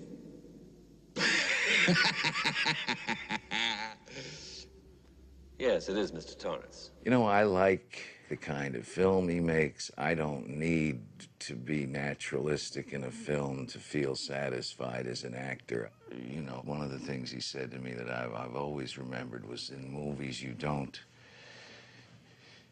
try and photograph the reality. You try and photograph the photograph of the reality. And I knew it wouldn't be a performance about idiosyncratic behaviorism, but that it would be, I always thought of it as balletic in The Shining. Like another lesson was, here, Jack, the script says Jack is not writing. Well, the question is, what is he doing? And I said, well, you know, whenever I'm inside a big empty place that you normally wouldn't be alone in, I always think of doing things that I might do outside, and that's where throwing that tennis ball all during the picture, and you know, it wound up being a big part of staging. It rolls into things, it's thrown the length of hallways, you know, all of those kinds of things, and it's from those little things that he would develop sort of preconceived idiosyncrasy, you know. I mean, he always knew what he was going to get. He said often that every scene really has been done. Our job is always to do it just a little bit better. Mr. Grady, you were the caretaker here.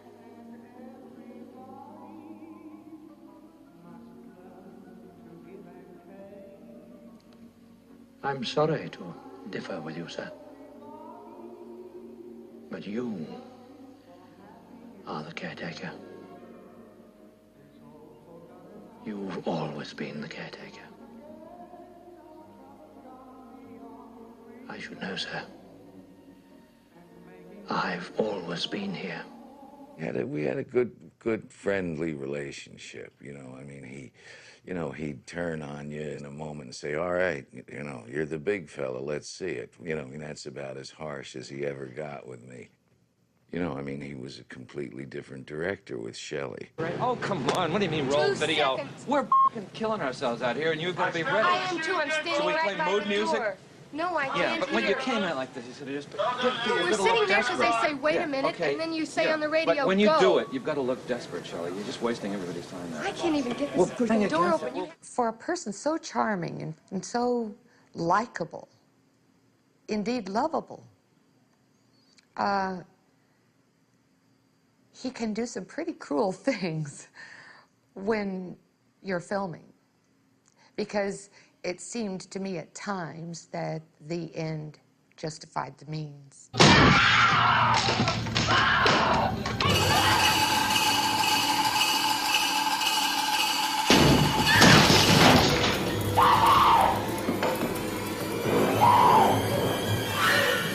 Here's Johnny. It was a very difficult role. It was a long shoot, and I had to cry and hyperventilate and carry a little boy and run, you know, for most of the time we shot. And that was about a year, a little over a year. And anywhere between 30 and 50 videotaped rehearsals before we even rolled film. I wouldn't trade the experience for anything. Why? Because of Stanley. And it was a fascinating learning experience. It was such intense work that I think it makes you smarter, but I wouldn't want to go through it again. We were working with the material that was in the book and trying to make music that fit the mood of a sort of updated Gothic horror story, which is what The Shining is, really, I mean, as a novel in any case. And of course, the stylization that came out through the filming was not present in the book.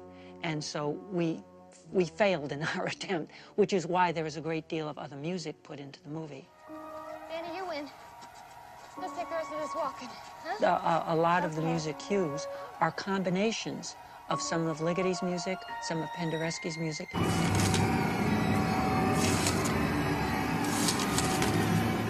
And lots of background patterns and textures with heartbeats and sizzling electronic little weird sounds. And those were all mixed together. That's how Stanley finally did what he was looking for.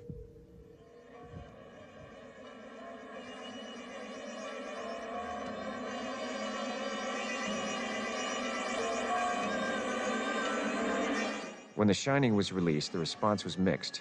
Some people appreciated its riddles and ambiguities. Others felt that Kubrick had strayed too far from Stephen King's book.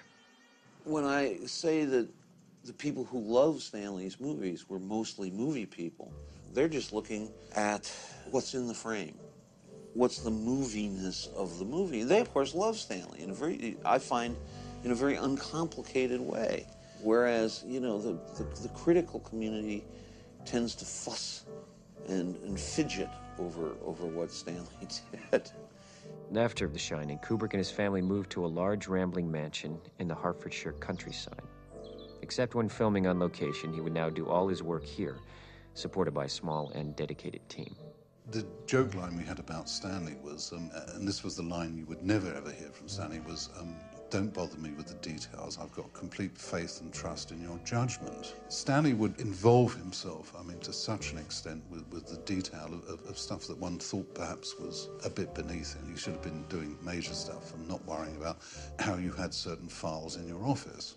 I guess Stanley saw it all as a package deal. You either cared or you didn't care. When we went to Ireland on Barry Lyndon, he left this 15-page document, care instructions for how to look after the animals. And the 37th instruction is, if a fight should develop between Freddie and Leo, and that was a father and son tomcats that we had, the only way that you can do anything about it is to dump water on them. Try to grab Freddie and run out of the room with him. Do not try and pick up Leo. Alternatively, if you open a door and just let Freddie get out, he can outrun Leo. But if he's trapped in a place where you can't separate them, just keep dumping water, shouting, screaming, jumping up and down and distracting him, waving shirts, towels. Just try and get them apart and grab Freddie. I remember once he had a cat that was drinking excessively, and I said, well, perhaps you can measure how much that cat's drinking, Stanley. And he said, no, that's impossible. There are too many cats. And then he phoned back a couple of minutes later and he said, but I could count the number of laps. And he then said, now, how much does each lap take up in terms of water? I said, I don't think there's any information on that. He said, well, leave it with me. I'll try and find out. And he'd go off and he'd try and find out from somewhere, and then he'd work it out and we'd have a figure. You know, he was compulsive in that sort of way. He was a kind of ultimate Jewish mother. If an animal was ill, or if one of us were ill, I mean, Stanley was like Superman. I was very, very ill myself for quite a while, and he was so sweet, so kind, so loyal. I mean, everything you want somebody to be, you know, he was. I mean, he was really, really kind. However, I mean, when you weren't ill, that's when you bought it. He very seldom praised you because he had this obsession that if he praised you, you would fall to pieces and not do the job right. He knew how far he could push you. That was the other clever thing. Occasionally he pushed you a bit too far and then he was a bit confused while you were really angry. Philosophically, he was just no nonsense. You know, honest, had his view.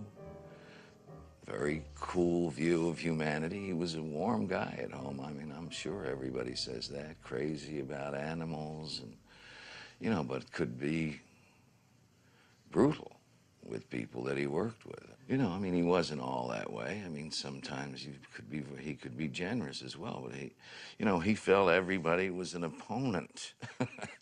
You know, no matter what, he wasn't sure didn't have an agenda of their own, and he wasn't going to have that on his pictures. I'm asking the fucking questions here, Private. Do you understand? Sir, yes, sir. Well, thank you very much. Can I be in charge for a while? Sir, yes, sir. Are you shook up? Are you nervous? Sir, I am, sir. Do I make you nervous? Sir! Sir, what? Are you about to call me an asshole? Full Metal Jacket was based on a novel, The Short Timers, by Gustav Hosford, a Vietnam veteran. He collaborated on the screenplay with Kubrick and Michael Herr, who had covered the war as a correspondent. He was thinking about making a war movie. And I said, well, Stanley, you already made Paths of Glory. And he said, well, people think of that as an anti-war movie. I want to make a war movie, just to consider the subject, you know, without a moral position or a political position, but as a phenomena.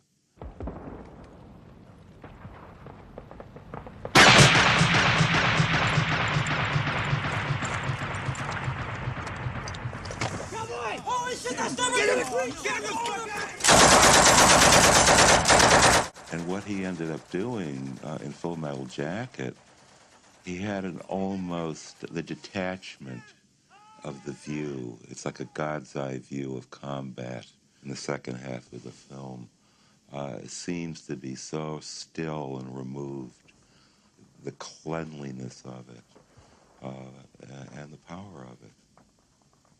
And the beauty of it, because it was also beautifully filmed. And he understood that it was accepted, that it was quite okay to acknowledge that among all the things that war is, it's also very beautiful. It's the only film that's ever done that, to give you a real idea of what it's like, and also what the kids have got to go through and how important a drill sergeant is. Oh, that's right, Private Pyle. Don't make any fucking effort to get up to the top of the fucking obstacle. If God wanted you up there, he would have miracled your ass up there by now, wouldn't he? Say yes, sir. Get your fat ass up there, Pyle. And also the nature of the tragedy of it. What is your major malfunction, numbnuts? Didn't Mommy and Daddy show you enough attention when you were a child?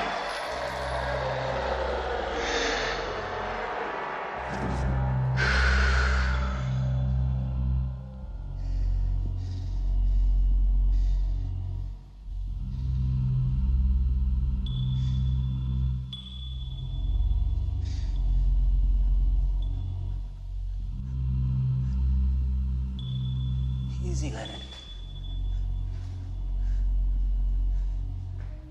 Go easy, man.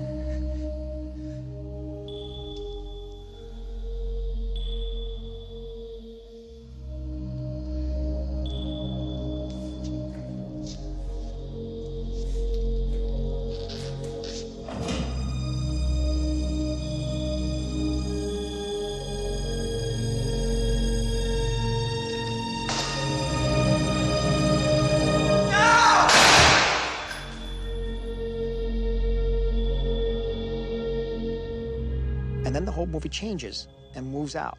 And I see it was interesting too about Kubrick is that the structure is all, he doesn't deal with traditional dramatic structure, which is good. He was experimenting.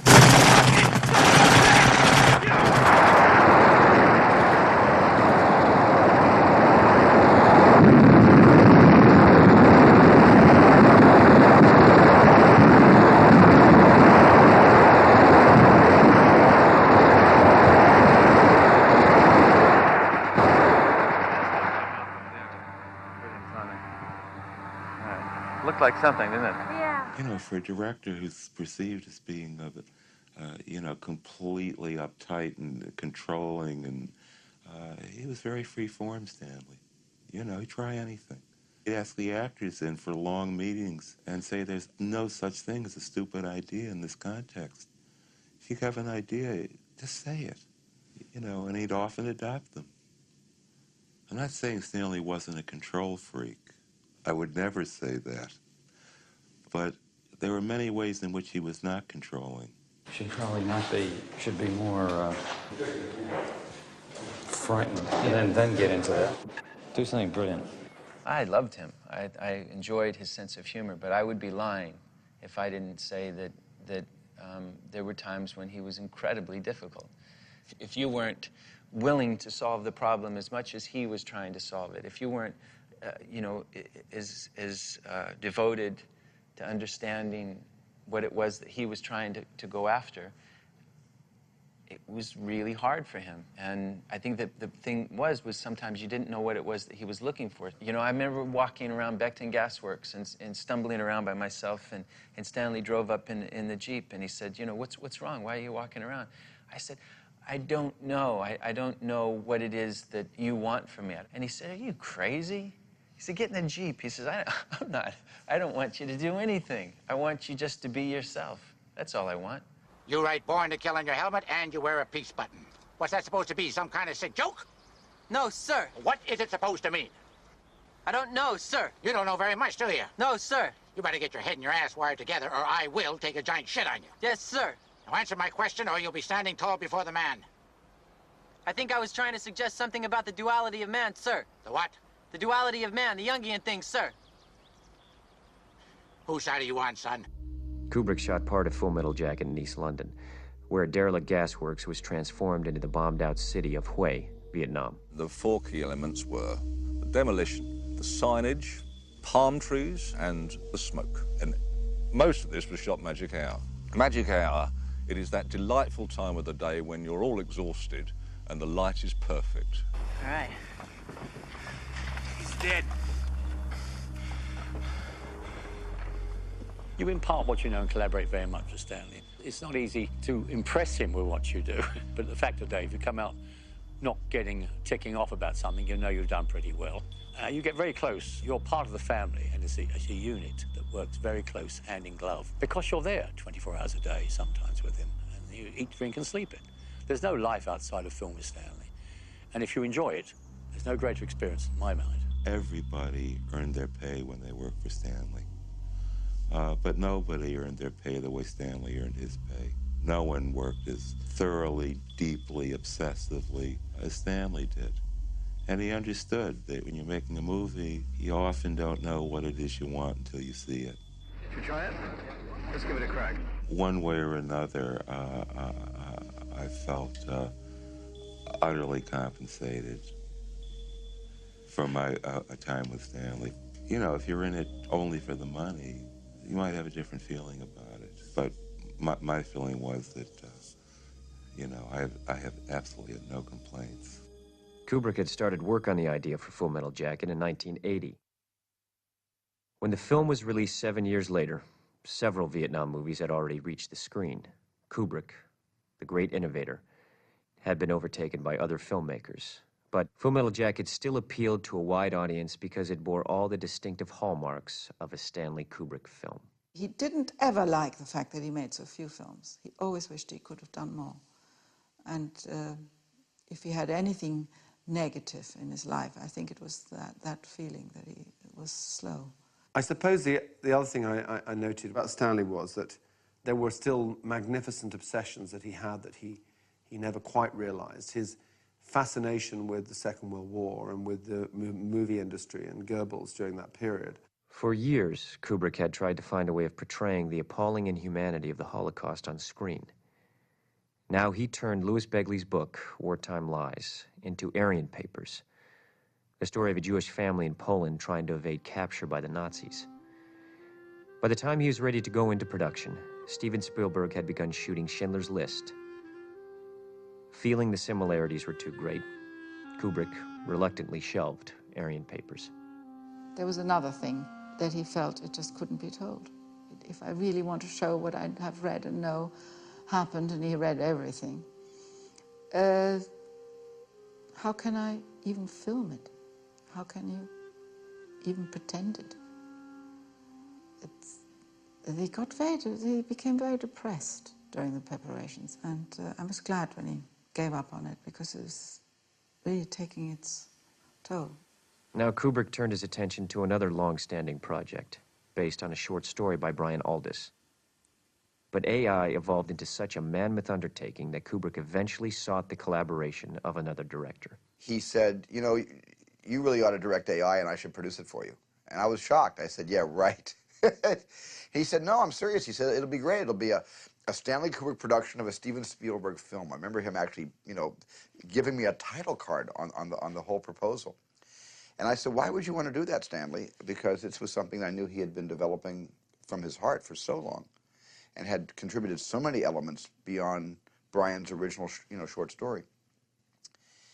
And Stanley just said, well, you know, I think it's this movie is closer to your sensibility than mine. And he was so insistent, in fact, he said, when can you come out here and talk to me about this in person? And I said, well, when would you like me to come out here? He said, tomorrow morning. I was on Long Island. It was during the summer. So I got on an airplane the next day and I flew to his kitchen. And we, for the first time, sat down and he said, I'm going to show you these storyboards. And he started to show me a plethora of work that he had done on this picture. It was a project which needed a lot of special effects, and he eventually postponed the project for technical reasons. Computer technology was about to explode, and he figured he would benefit enormously by waiting a few years. So the next project became Eyes Wide Shut. When Eyes Wide Shut was announced as Kubrick's next film, celebrity columnists focused on the mysterious director who had not made a film or given an interview for over 10 years. They rehashed old stories, which Kubrick had never bothered to deny. He had been pegged. Reclusive filmmaker, probably half mad. For a man to whom I think control was everything, the notion that he could not, in the last analysis, control this image that had grown up about who he was, it must have brought him to a sort of a kind of despair, and it's sort of like, oh, the hell with it. You know, if that's what they want to think, that's what they'll think, and I can't do anything about it. He dealt with it the way he had to deal with it. I knew it was rubbish, and that was all that mattered to me. And it mostly was all that mattered to him, although the more disgusting things did upset him, and he would talk about that sometimes.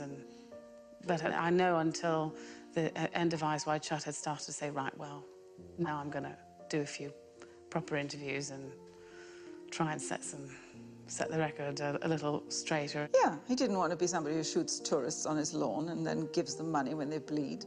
But it also because it's another thing that fits into, you know, the nerdy monster sliming around in his house and hating women. I mean, he's surrounded by them. I think there are few men who knew as much about women as he did. It's impossible for me to just be objective and say, well, he should have spoken up, he should have been more gregarious. Well, you know, he couldn't, he wasn't. Why should he? He also had a great nerve. He would open the door to somebody who was looking for Stanley Kubrick, and he said he's not at home. Because for a long time, nobody knew what his face looked like. He was very, very knowledgeable about things, Stanley. Deeply curious and interested in the world, which I think a lot of people aren't aware about that. They think for someone so obsessive and so committed to what he does, that the rest of the world might pass him by. But of course, as we all know, he funneled the world into his life, into his kitchen. Well, here was a man who set up his life so that he was warmed constantly by his family and by his circle of friends, who worked in a situation where he was a matter of minutes from the place that he worked. You know, who among us would be anything but envious of the way he's managed to set up his life? The book is a tract about, you know, what are the dangers of married life? What are the silent desperations of keeping an ongoing relationship alive? And what are the choices? You know, you're either in that or you're not in that. And Stanley was very, very much a family man and in it. And the conjectures that he made about what it might be like outside it had a lot to do with what he was curious about. It was a theme that we both talked about a great deal. And he thought about it in many different ways. It used to come back over the years again and again. And as you see friends getting divorced and remarried, and the topic would come up again. And it had so many variations and so much really serious thought to it that he knew one day he was going to make it. May I ask why a beautiful woman, who could have any man in this room, wants to be married? Why wouldn't she? Is it as bad as that? As good as that. Stanley's expectations of people were not really, really high. And you see it in his films. And there was human beings that he loved. I mean, Christiane was the love of his life. And he would talk about her with, I mean, he adored her. And that's something that people didn't know. His daughters adored them. You know, and I would see that because he would talk to me about them very proudly. But his understanding of humans was that we are very bittersweet. But he admired, I think, you know, like passion and commitment and loyalty. I mean, because ultimately Eyes Wide Shut is about that commitment. It's a very hopeful film. People see it as a very dark film, but it's not. It's very hopeful. Alice, I must see you again. That's impossible. Why? Because I'm married. His films are often thought to be without pity. That's a good quality, it seems to me, because he's saying to us, we are like this. We are hopeless, muddled, fallible, desperate, needing love human beings.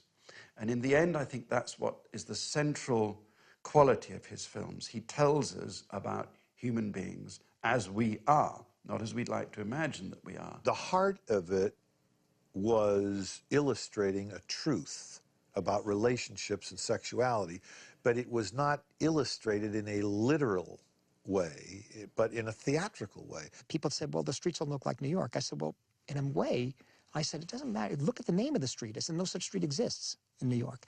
I said, in a funny way, it's as if you're experiencing New York in a dream, you know? It seems like New York, but it's not. It seems like your wife, you know? But what is she telling me? And do I want to know? Maybe I shouldn't ask. Because I'm a beautiful woman, the only reason any man ever wants to talk to me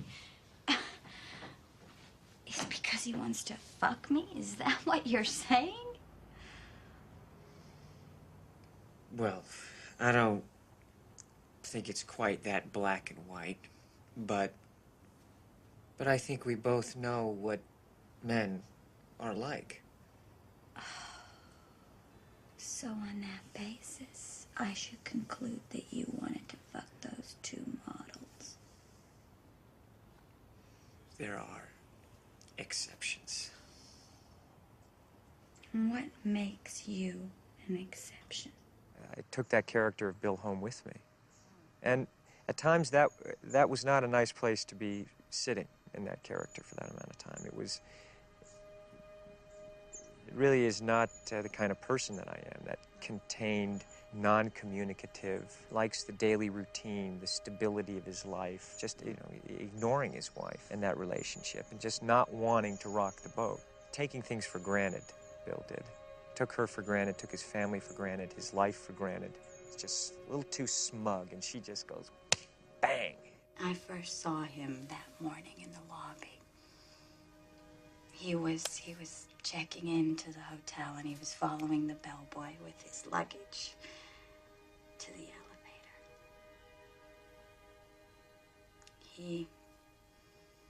He glanced at me as he walked past, just a glance. Nothing more.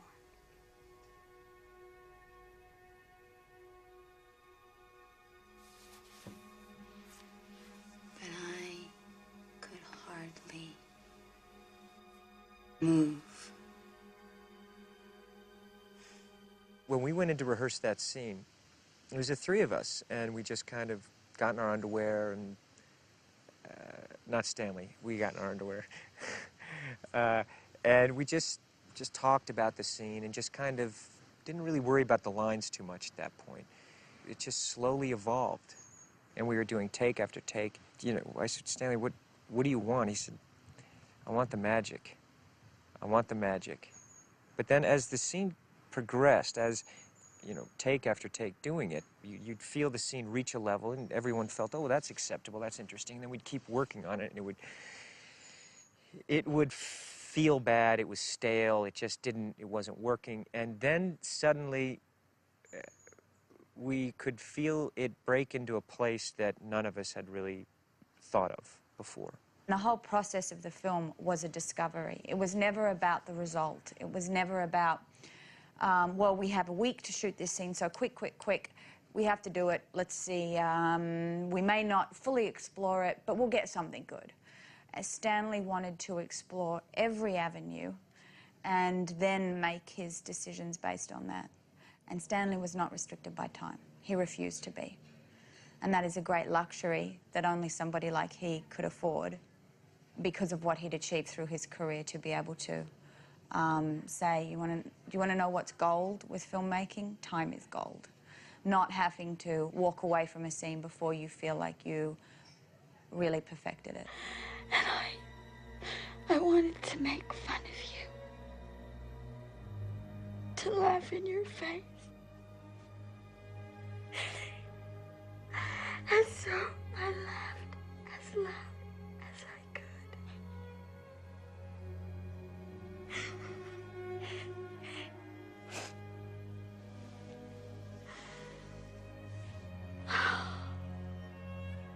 And that must have been when you woke me up.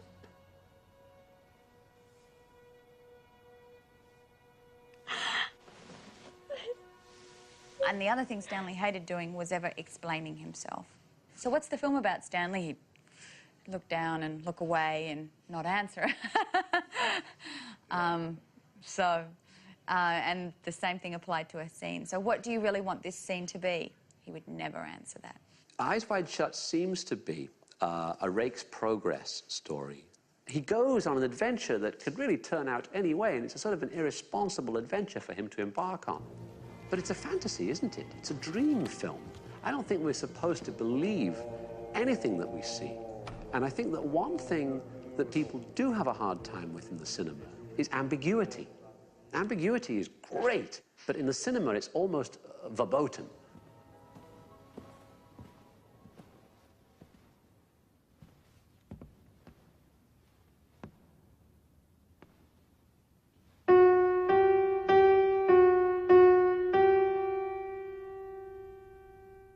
In a way, perhaps the most extraordinary example of how a piece of music is used to drive home something about character and story and atmosphere of a film is in Eyes Wide Shut.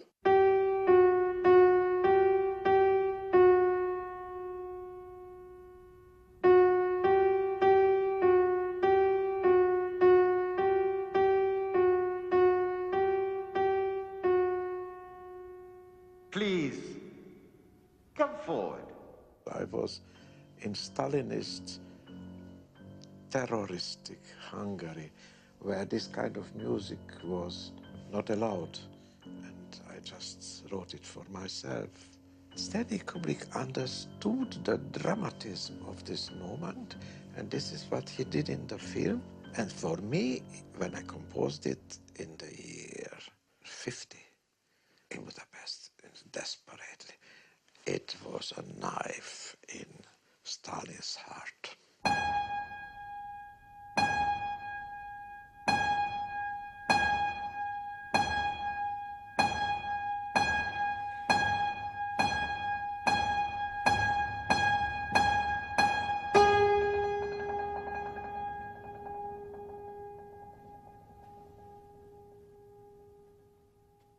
He had that director's disease of really imagining the easy part of it until you get there, you know. I'm sure he did not go into Eyes Wide Shut expecting to shoot for 14 months.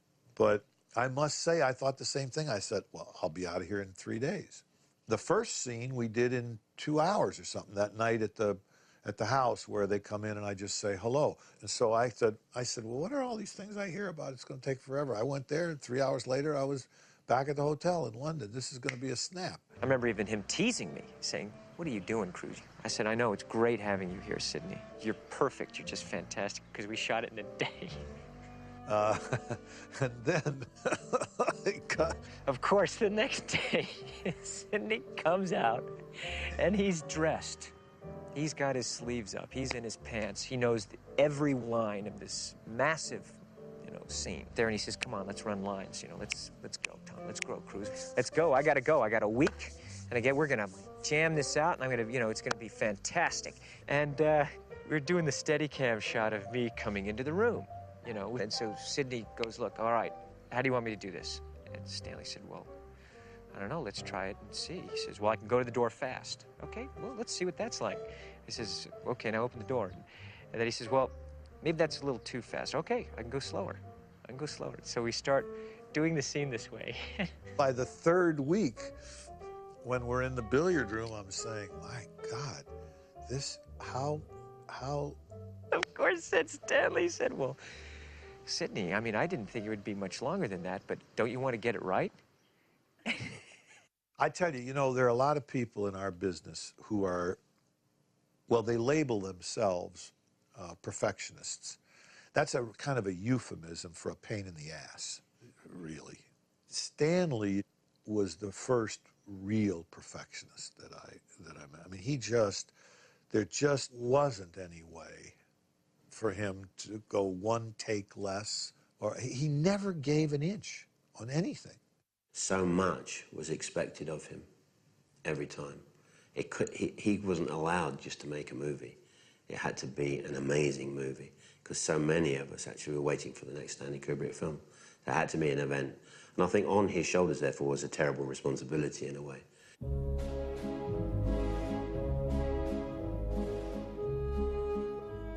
When Eyes Wide Shut was finally shown for the very first time in New York on March 1st, 1999, to Tom and Nicole and the heads of the studio, the response was very enthusiastic. Stanley was very, very happy, and a great heavy weight was lifted from his shoulders. I think this change of his being caused almost a physical change in his body, because he had lived with this enormous responsibility for a very expensive film, which was long in the shooting for a long time, for 2 years, and suddenly it was all gone. He died a week later.